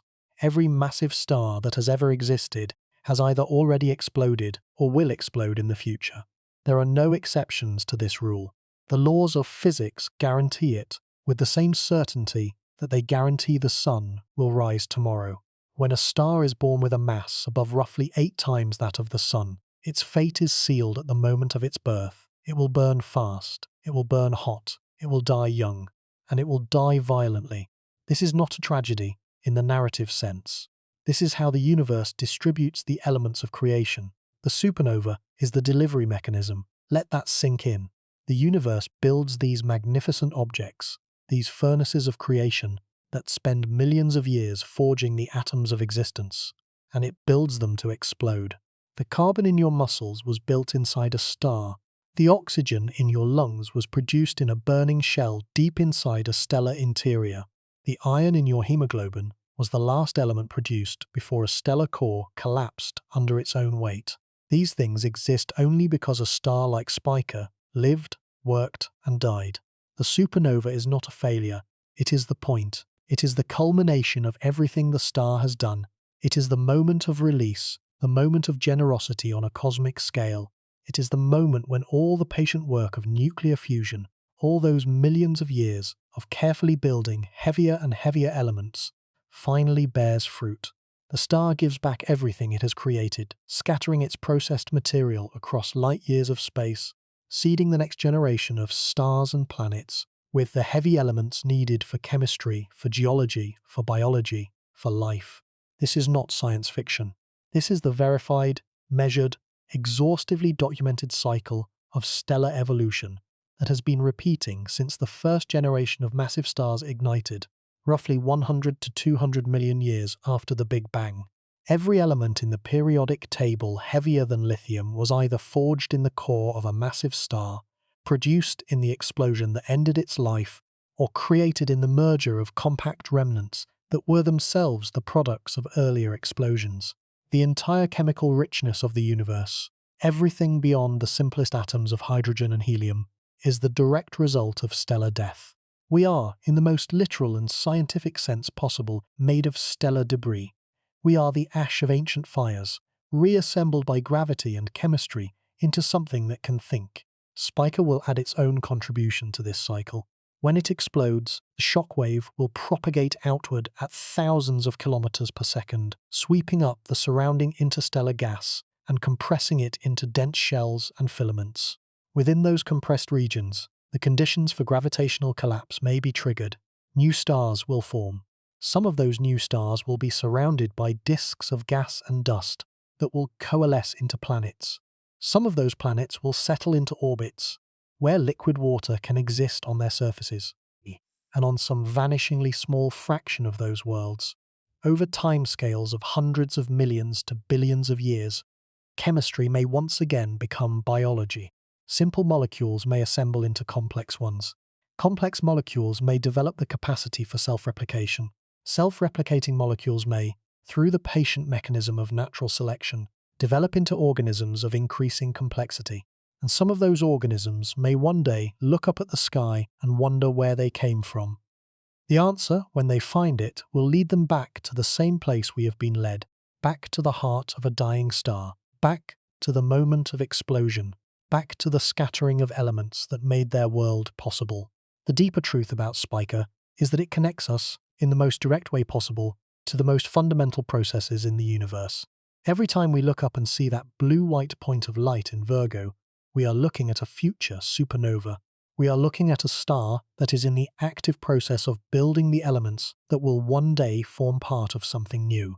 We are looking at our own origin story, played out in real time, on a stage 260 light-years away. Let that sink in. The light from Spica that enters your eyes tonight is telling you the story of how you came to exist. Every photon that reaches your retina was produced by the same kind of nuclear reactions that produced the atoms your retina is made of. The star and the observer are made of the same material, shaped by the same forces, part of the same ongoing process.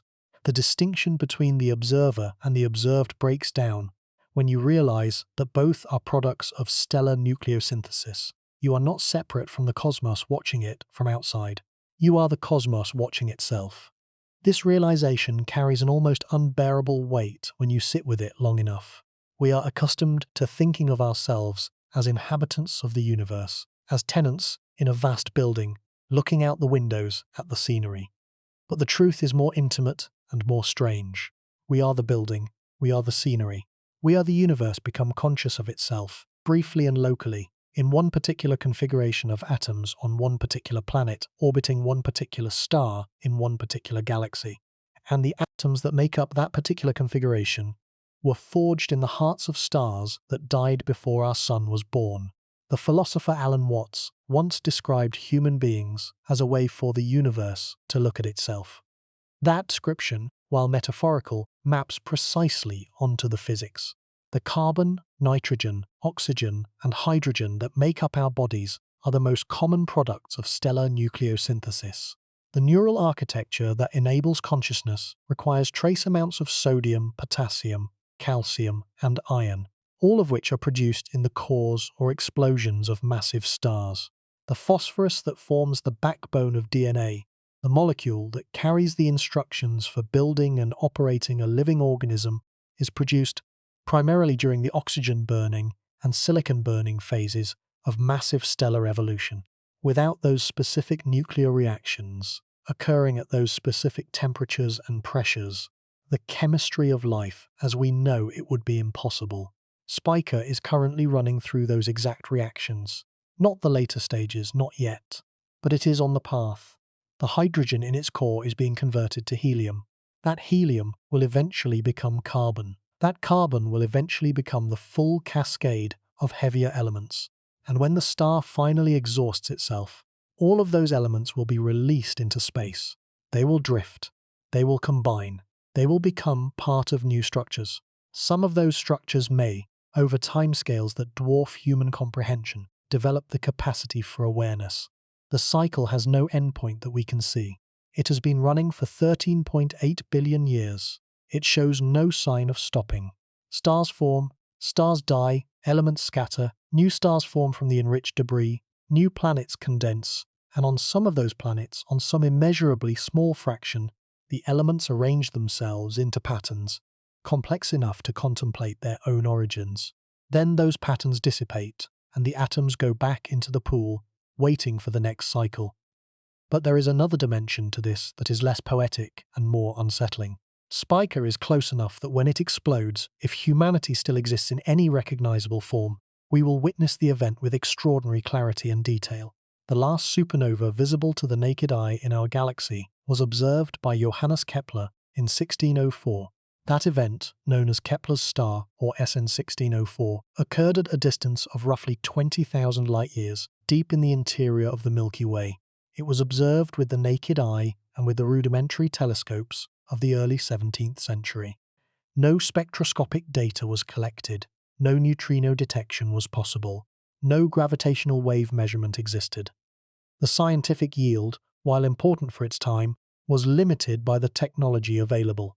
A supernova at Spica's distance of 260 light-years, observed with 21st century technology and beyond, would be incomparably more informative.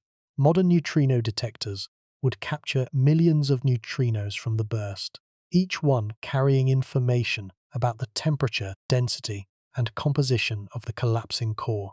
The Super Kamiokande detector in Japan, with its 50,000 tons of ultra-pure water, could detect roughly 100,000 neutrinos from a supernova at Spica's distance. The IceCube Neutrino Observatory at the South Pole, with its cubic kilometre of Antarctic ice, would detect even more. The Juni detector, the deep underground neutrino experiment being constructed at the Sanford Underground Research Facility in South Dakota, would be uniquely sensitive to electron neutrinos, providing complementary information about the flavor composition of the neutrino burst. Gravitational wave observatories would detect the asymmetries of the core collapse. Current detectors like LIGO and Virgo are optimized for the frequencies produced by merging compact objects, but next-generation observatories like the Einstein Telescope in Europe and Cosmic Explorer in the United States, expected to become operational in the 2030s and beyond, will be sensitive enough to detect the gravitational wave signature of a core collapse supernova at Spica's distance. This would provide direct information about the dynamics of the collapse itself, the rotation of the core, the development of instabilities, and the formation of the neutron star. Optical and infrared telescopes, both ground-based and space-based, would track the light curve of the supernova in extraordinary detail, measuring the rise and fall of brightness across dozens of wavelengths. The James Webb Space Telescope or its successors would observe the infrared emission from newly formed dust in the expanding ejecta. X-ray telescopes would track the interaction of the shockwave with the surrounding medium. Radio telescopes would monitor the development of the supernova remnant as it expanded over years and decades. The data would be overwhelming, transformative, and historic. It would be the single most observed and analyzed event in the history of astronomy. And we would have warning. The neutrino burst from a core collapse supernova precedes the visible light by several hours. The neutrinos escape the core almost instantly because they interact so weakly with matter. The light, by contrast, is trapped inside the star, held back by the opacity of the stellar material until the shock wave reaches the surface and the photosphere breaks open. For a star like Spica A, the delay between the neutrino burst and the first visible light is estimated at 2 to 5 hours. The Supernova Early Warning System, known as SNIDUS, is a network of neutrino detectors around the world that continuously monitor for the characteristic signal of a galactic core collapse supernova. When the signal is detected, an automated alert is broadcast to astronomers worldwide within minutes. Those astronomers would then have hours, precious, irreplaceable hours, to train every available instrument on the right part of the sky before the light arrives. Imagine that scenario. An alert goes out. The message is simple and unprecedented. A neutrino burst consistent with a core collapse supernova has been detected. The source direction is consistent with the constellation Virgo. The estimated distance is consistent with Spica. The news would spread across the world within minutes. Social media would ignite. News networks would scramble. Astronomers at every observatory on Earth would drop whatever they were doing and begin repositioning their instruments. The International Astronomical Union would issue an urgent telegram. Amateur astronomers with backyard telescopes would step outside and train their eyepieces on Virgo. And the general public, billions of people who have never thought twice about the stars, would look up. For a few hours, nothing would change. Spica would shine as it always has, calm and blue-white and steady. There would be no visible indication that anything was wrong. The photons reaching our eyes during those hours would have left Spica 260 years ago. Long before the collapse, they carry no information about what is happening right now. They are messengers from the past, delivering a portrait of a star that, in the present moment, no longer exists as it was. Hours pass. The telescopes are pointed. The detectors are calibrated. The world waits in a state of collective anticipation that has no precedent in human history. Never before has humanity known, with scientific certainty, that a visible astronomical event of historic proportions was about to occur, and had hours to prepare for it. The closest analogy might be a predicted solar eclipse, but no eclipse carries the weight of a stellar death, and no eclipse transforms the sky permanently. And then, between one breath and the next, the surface erupts.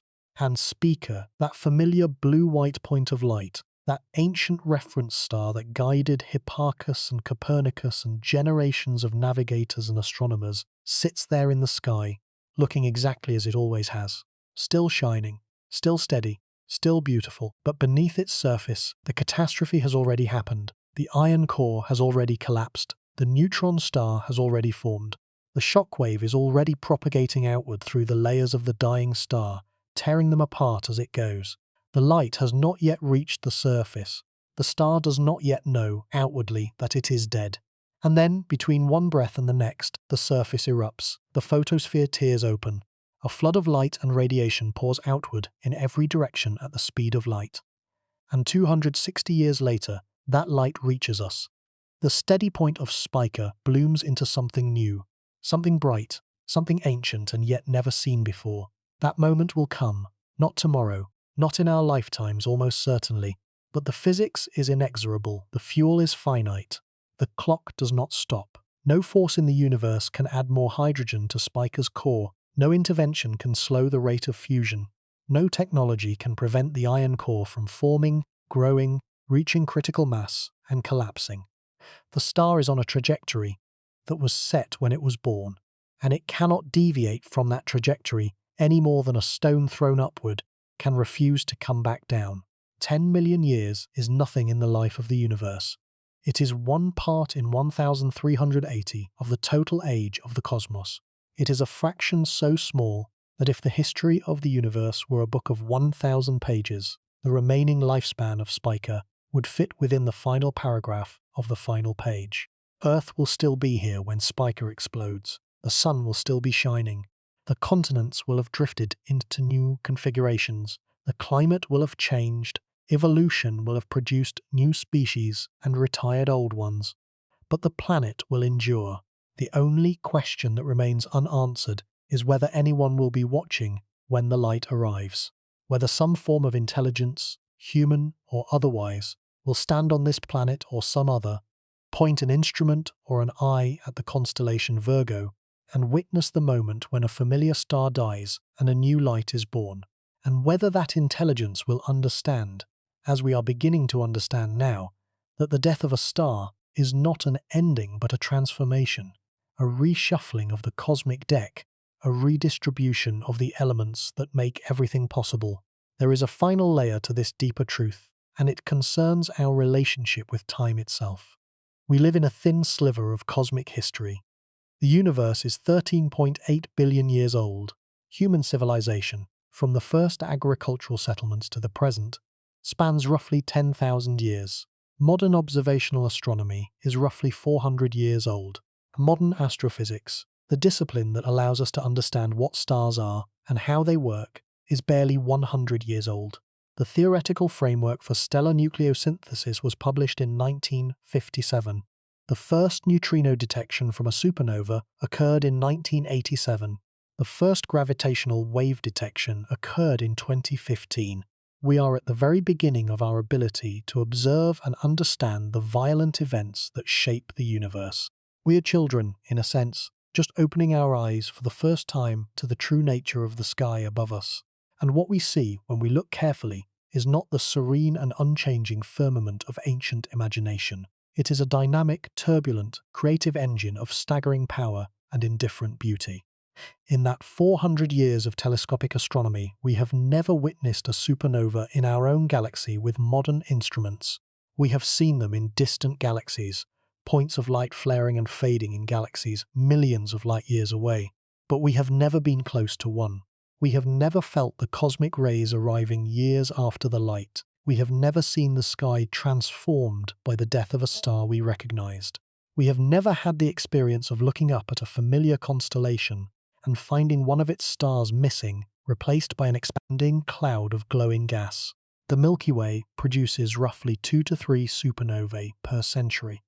Over the past 400 years, that means roughly 8 to 12 supernovae should have occurred in our galaxy.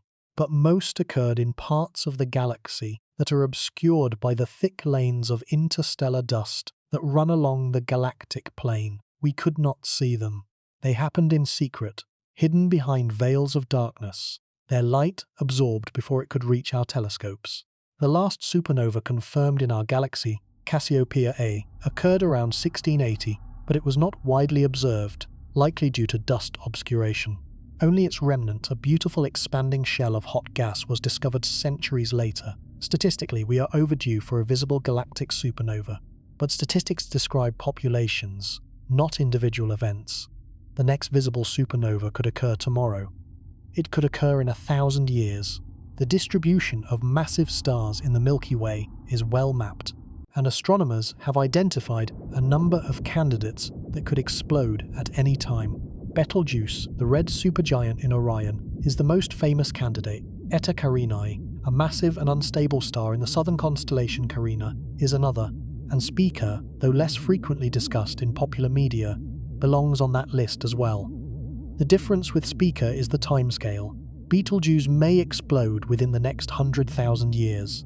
Eta Carinae could explode sooner. Spica's timeline is measured in millions of years, but the certainty of the outcome is identical for all of them. They will explode. The physics demands it. The only unknown is when. When it happens, whether it is Spica or another star, it will be a reminder that the universe is not static. It is not a painting on a ceiling. It is not a dome of fixed lights placed there for our contemplation. It is a living, evolving, violent system that creates and destroys with equal force and equal indifference. The stars are not permanent fixtures decorating an eternal sky. They are processes. They are events with a beginning, a middle, and an end. And between those bookends, in the brief window of their existence, they build the raw materials from which everything we know and love and are is constructed. We are temporary patterns in matter and energy, briefly complex enough to understand our own impermanence. We happen to live in the quiet between explosions, in a cosmic intermission that has lasted 400 years since the last nearby stellar death. The question is not whether the next explosion will come. The physics guarantees it.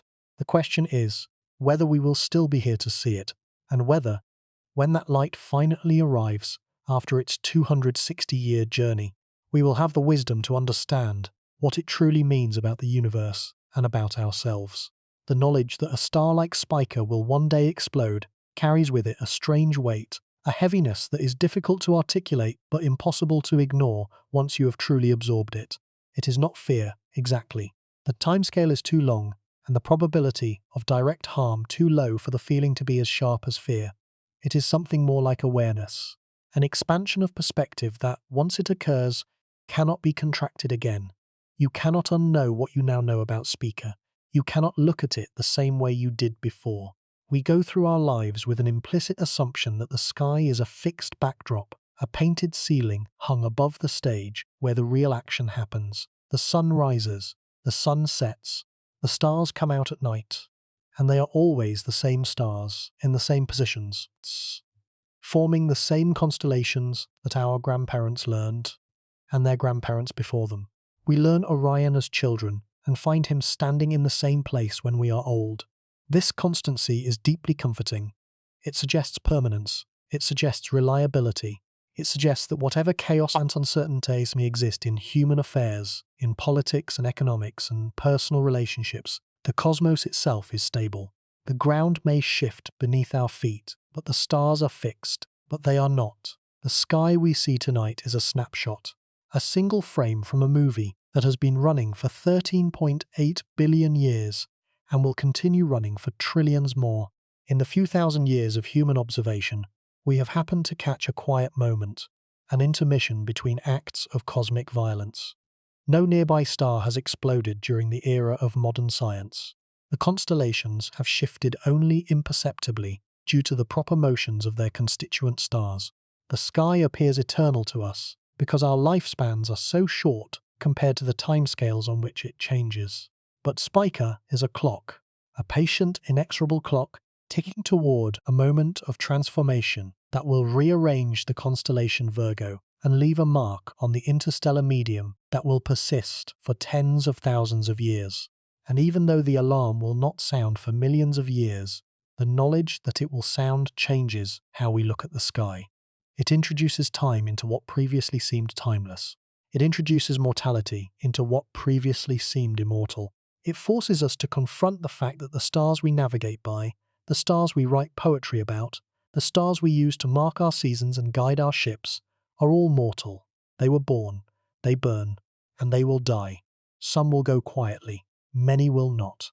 This awareness has implications that extend far beyond astronomy into the deepest questions about meaning, purpose, and the nature of existence.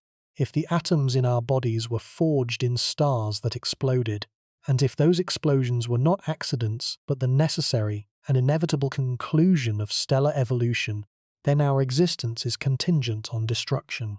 The calcium that makes our bones rigid was produced in the core of a star that no longer exists.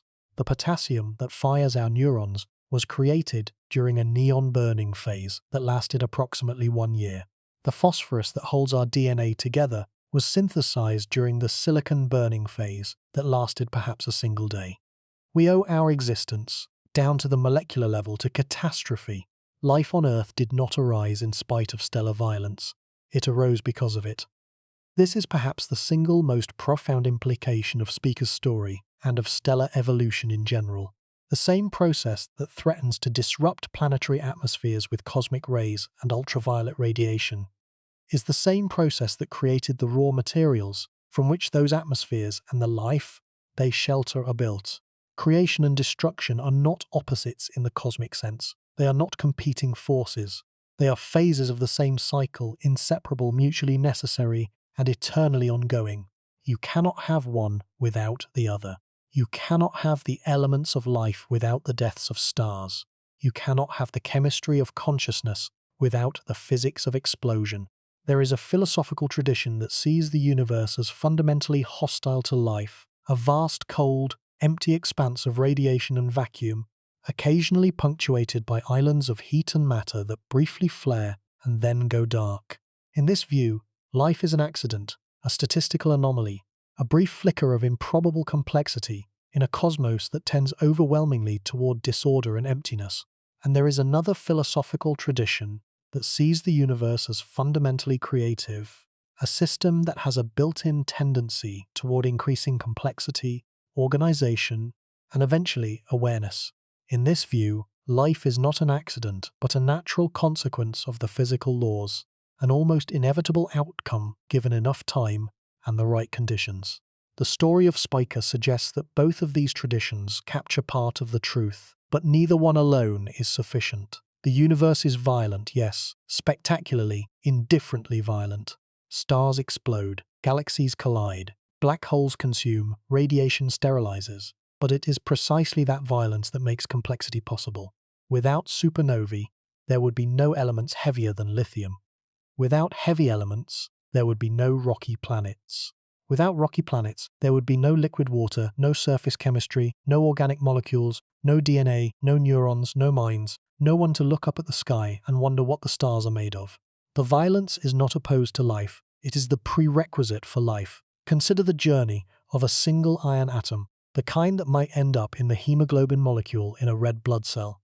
Its journey begins as hydrogen, the simplest element, forged in the first few minutes after the Big Bang. That hydrogen drifts through space for millions of years, eventually finding itself in a vast molecular cloud, a cold, dark nursery of gas and dust. Gravity pulls the cloud together. A protostar forms at its center, growing hotter and denser as material falls inward. Nuclear fusion unites. A star is born. Over millions of years, the hydrogen in the star's core is fused into helium. Then the helium is fused into carbon, then carbon to neon, neon to oxygen, oxygen to silicon, and finally silicon to iron. Each step occurs at higher temperatures and pressures than the last. Each step lasts a shorter time. The iron accumulates in the core, inert and heavy, the final product of a long chain of nuclear reactions. Then the core collapses, the star explodes. The iron atom, along with trillions of others, is flung outward at thousands of kilometers per second. It travels through the vacuum of interstellar space for millions of years, part of an expanding shell of debris, cooling and slowing as it goes. Eventually, it encounters a new molecular cloud. Gravity takes hold once more. A new star forms, and around it a disk of debris coalesces into planets. The iron atom, captured in the accretion disk, becomes part of a growing rocky world. Over billions of years, geological processes distribute the iron throughout the planet. Some of it sinks to the core, some remains in the mantle and crust. Through processes of weathering, erosion, and chemical interaction with water, some of the iron dissolves and enters the biosphere. Through the elaborate machinery of evolution, organisms develop the ability to use iron in their biochemistry. Iron becomes the central atom in hemoglobin, the molecule that carries oxygen from lungs to cells. It becomes essential to the energy metabolism of virtually all complex life. That single iron atom, forged in the core of a dead star billions of years ago, is now sitting in your bloodstream, carrying oxygen to your brain, enabling the electrochemical activity that produces thought. The atom has been through the center of a star. It has survived a supernova. It has drifted through the void between worlds. And now it is part of you, quietly doing its job, unaware of its history, unaware of its significance. That is the journey, from stellar core to human bloodstream, from nuclear fusion to consciousness, from the interior of a dying sun to the interior of a living mind. It is a journey that would not be possible without the violent death of the star that forged that atom. Every breath you take is a debt to a dead star. Every thought you think is powered by atoms that once burned at temperatures of billions of degrees. Spica will one day add to this cosmic inventory.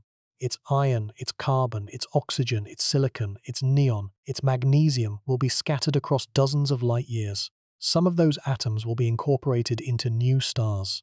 Some will form new planets. And on some timeline that exceeds human comprehension, some tiny fraction of those atoms may find their way into new living systems, new organisms, new minds, new civilizations. We will not be there to see it. The timescales involved make that a certainty. But the atoms that are us may be. Matter does not care about time. It does not experience impatience. It cycles through stars and planets and living things with no sense of urgency, no awareness of the clock, no concept of waiting. It simply exists, and it goes where the forces of nature send it. We are the part of matter that is briefly, gloriously, painfully aware. We know that we are temporary. We know that the atoms composing us will outlast us by billions of years. We know that those atoms will go on to become part of other things, other structures, other stories. And part of what we are aware of right now is Spica, burning in the night sky, bright and blue and temporary, counting down, second by second, fusion reaction by fusion reaction, toward a moment of spectacular transformation that will seed the galaxy with the building blocks of whatever comes next. There is a quiet grandeur in this understanding that transcends the vocabulary of science. The equations and measurements and computer models that have brought us to this point are essential tools, the scaffolding upon which the insight is built. But the insight itself belongs to a different category. It is not a fact to be memorized. It is a perspective to be inhabited. Once you truly grasp that the atoms in your body and the atoms in Spica are part of the same ongoing process, that they were produced by the same mechanisms, that they are subject to the same forces, and that they are heading toward the same eventual redistribution, your relationship with the night sky changes permanently. The stars are not decorations, they are relatives. They are distant cousins in a family of matter that stretches back to the Big Bang and forward to an end we cannot see. Spica is not simply a bright light in Virgo. It is a factory, a furnace, a ticking clock, and a future gift to the galaxy. Its death will be violent and brilliant and necessary, and the elements it releases will, given enough time and enough patience, become part of something new. That is what Spica means. Not danger, not doom, not a threat lurking in the night sky, but connection. A reminder that we are woven into the fabric of the cosmos at the most fundamental level, that our bodies are made of recycled starlight, and that the process that created us is still running, still active, still shaping the galaxy in which we live. The universe is not done, it is still creating, and Spica, in its death, will be part of that ongoing creation. Sit with that understanding for a long moment, let the weight of it settle into your awareness. And then look up. Look up on a clear spring night. Find the constellation Virgo in the southern sky. If you need help, there is an old astronomer's trick that has guided stargazers for generations. Start with the Big Dipper, one of the most recognizable patterns in the northern sky. Follow the curve of its handle downward and outward in a smooth arc. That arc will lead you to Arcturus, a bright orange star in the constellation Bootes. Continue the arc beyond Arcturus, sweeping further along the same gentle curve, and you will arrive at Spica. Arc to Arcturus, spike to Spica. The mnemonic is older than most of us. It is simple, it is reliable, and it leads you to one of the most extraordinary objects within reach of the unaided human eye. What you see when you find it is a point of blue-white light, steady, unwavering, clean and sharp against the darkness. It does not flicker or shimmer like the reddish stars. It does not drift or wander like the planets. It sits there with the patience of something that has been burning for 12 million years and intends to go on burning for millions more. It looks permanent. It looks as if it has always been there and always will be. But it has not always been there. Spica was born from a collapsing cloud of molecular gas and dust, condensing under its own gravity, heating up, igniting, blazing to life in a region of the Milky Way that was already old when the star first shone. It came into existence perhaps 12 million years ago, which sounds ancient, but is not. The dinosaurs had been extinct for 53 million years by the time Spica was born. Homo sapiens would not appear for another 11.7 million years. In the long calendar of Earth's history, Spica is a newcomer, a late arrival at a party that has been going on for 4.5 billion years, and it will not always be there. Sometime within the next 10 million years, that point of light will change. It will swell and shift in colour as the star's outer layers expand. And then, in a final moment of unimaginable violence, it will brighten. It will bloom outward. It will become something that no human eye has ever seen in its full nearby glory. A supernova in our own stellar neighbourhood, brighter than anything in the night sky except the moon, visible in broad daylight, casting shadows on the ground. The light from Spica that reaches your eyes tonight left the star roughly 260 years ago. It began its journey sometime in the 1760s, during a period when the world was a radically different place. The American colonies had not yet declared independence. The French Revolution was decades away. Mozart was a child. Steam engines were in their infancy. The light has been travelling ever since, crossing the vast emptiness between the stars at 300,000 kilometers per second, carrying information about a star that, for all we know, may have already begun the early stages of its long decline.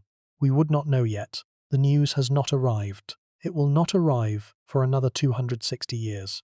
The sky is always a window into the past, never the present. This is one of the strange and disorienting truths of astronomy. We never see the stars as they are, as we see them as they were. Every observation is a look backward in time. Spica's portrait is 260 years old. The nearest star, Proxima Centauri, shows us a portrait 4.2 years old.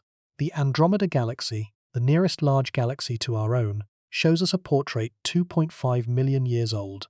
When we look at the deep field images from the James Webb Space Telescope, we see galaxies as they appeared 13 billion years ago, their light having travelled for nearly the entire age of the universe to reach us.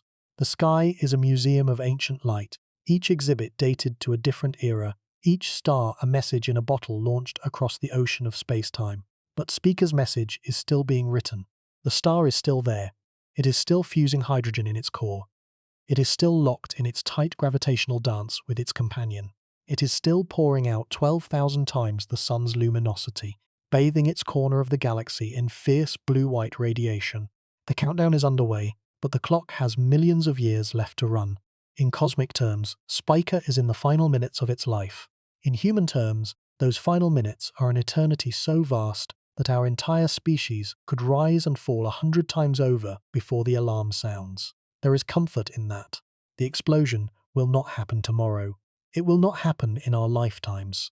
It will not happen in the lifetime of human civilization as we currently understand it. But it will happen. The certainty of it is absolute. And the knowledge that it will happen is itself a gift, a window into the machinery of the universe that most people never think to look through. Spica is a mirror. When we look at it, we see the elements that compose us, forged in a star very much like it, scattered by an explosion very much like the one it will produce. We see our past written in starlight. We see the origin of every heavy atom in our bodies traced back to the heart of a dying sun. And we see our future, not in the explosion itself, but in what comes after it. The elements that Spica scatters will become part of something new. They always do. They have no choice. Matter does not rest. It does not retire. It cycles through structure after structure, star after planet, after organism after dust, endlessly recombining, endlessly creating, endlessly becoming. The universe does not waste its dead. It recycles them with perfect efficiency. Every supernova remnant becomes a nursery. Every expanding shell of hot gas and heavy elements becomes the raw material for the next generation of stars, planets, moons, oceans, and perhaps, on some improbable, patient, beautiful timescale, life. The Crab Nebula, born from the supernova of 1054, is still expanding, still seeding the surrounding space with carbon and oxygen and iron. The remnant of Tycho's supernova of 1572 is still glowing in X-rays, still stirring the interstellar medium, still doing its part in the great cycle. And one day, millions of years from now, Spica's remnant will join them. A new wound in the fabric of interstellar space, a new source of heavy elements, a new beginning disguised as an ending. That is the message of Spica. Not destruction, not doom, not a threat hanging over the distant future. Transformation. Relentless, ongoing, unstoppable transformation. The universe takes its most magnificent creations, its most brilliant and powerful stars, and it unmakes them, not out of cruelty, not out of negligence, out of necessity. Because the only way to build the next thing is to take apart the last thing. The only way to create new complexity is to liberate the elements trapped inside the old complexity. The supernova is not the end. It is the hinge point. It is the moment when one chapter closes and another opens. It is the comma in a sentence that has been running since the beginning of time and shows no sign of reaching a period. And we, sitting here on our small blue planet, 260 light-years from the blast site, are part of that sentence. We are made of the same words. We are written in the same language. We are subject to the same grammar. And we carry within us, in every atom of our bodies, the legacy of stars that died so that we could live. We are the universe's way of remembering its own past, of cataloguing its own creations, of looking back at the long chain of stellar birth and death and saying, yes, this is what happened, this is how it works, and this is what it means. Look at Spica tonight. See it clearly. See it not as a dot of light, but as what it truly is. A massive, furious, beautiful binary star system, living fast and heading toward an ending that will reshape the space around it for thousands of light years in every direction. It is burning. It is building. It is counting down. And when it finally reaches zero, when the iron core collapses and the shockwave breaks free and the light races outward at 300,000 kilometers per second, the sky will never look quite the same again. But new stars will form from what it leaves behind. They always do.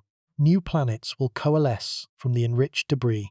New chemistry will emerge from the scattered elements. And the light will go on, carried forward by new fires, burning in new furnaces, illuminating new skies above new worlds that we cannot imagine and will never see. The light will go on. It always does.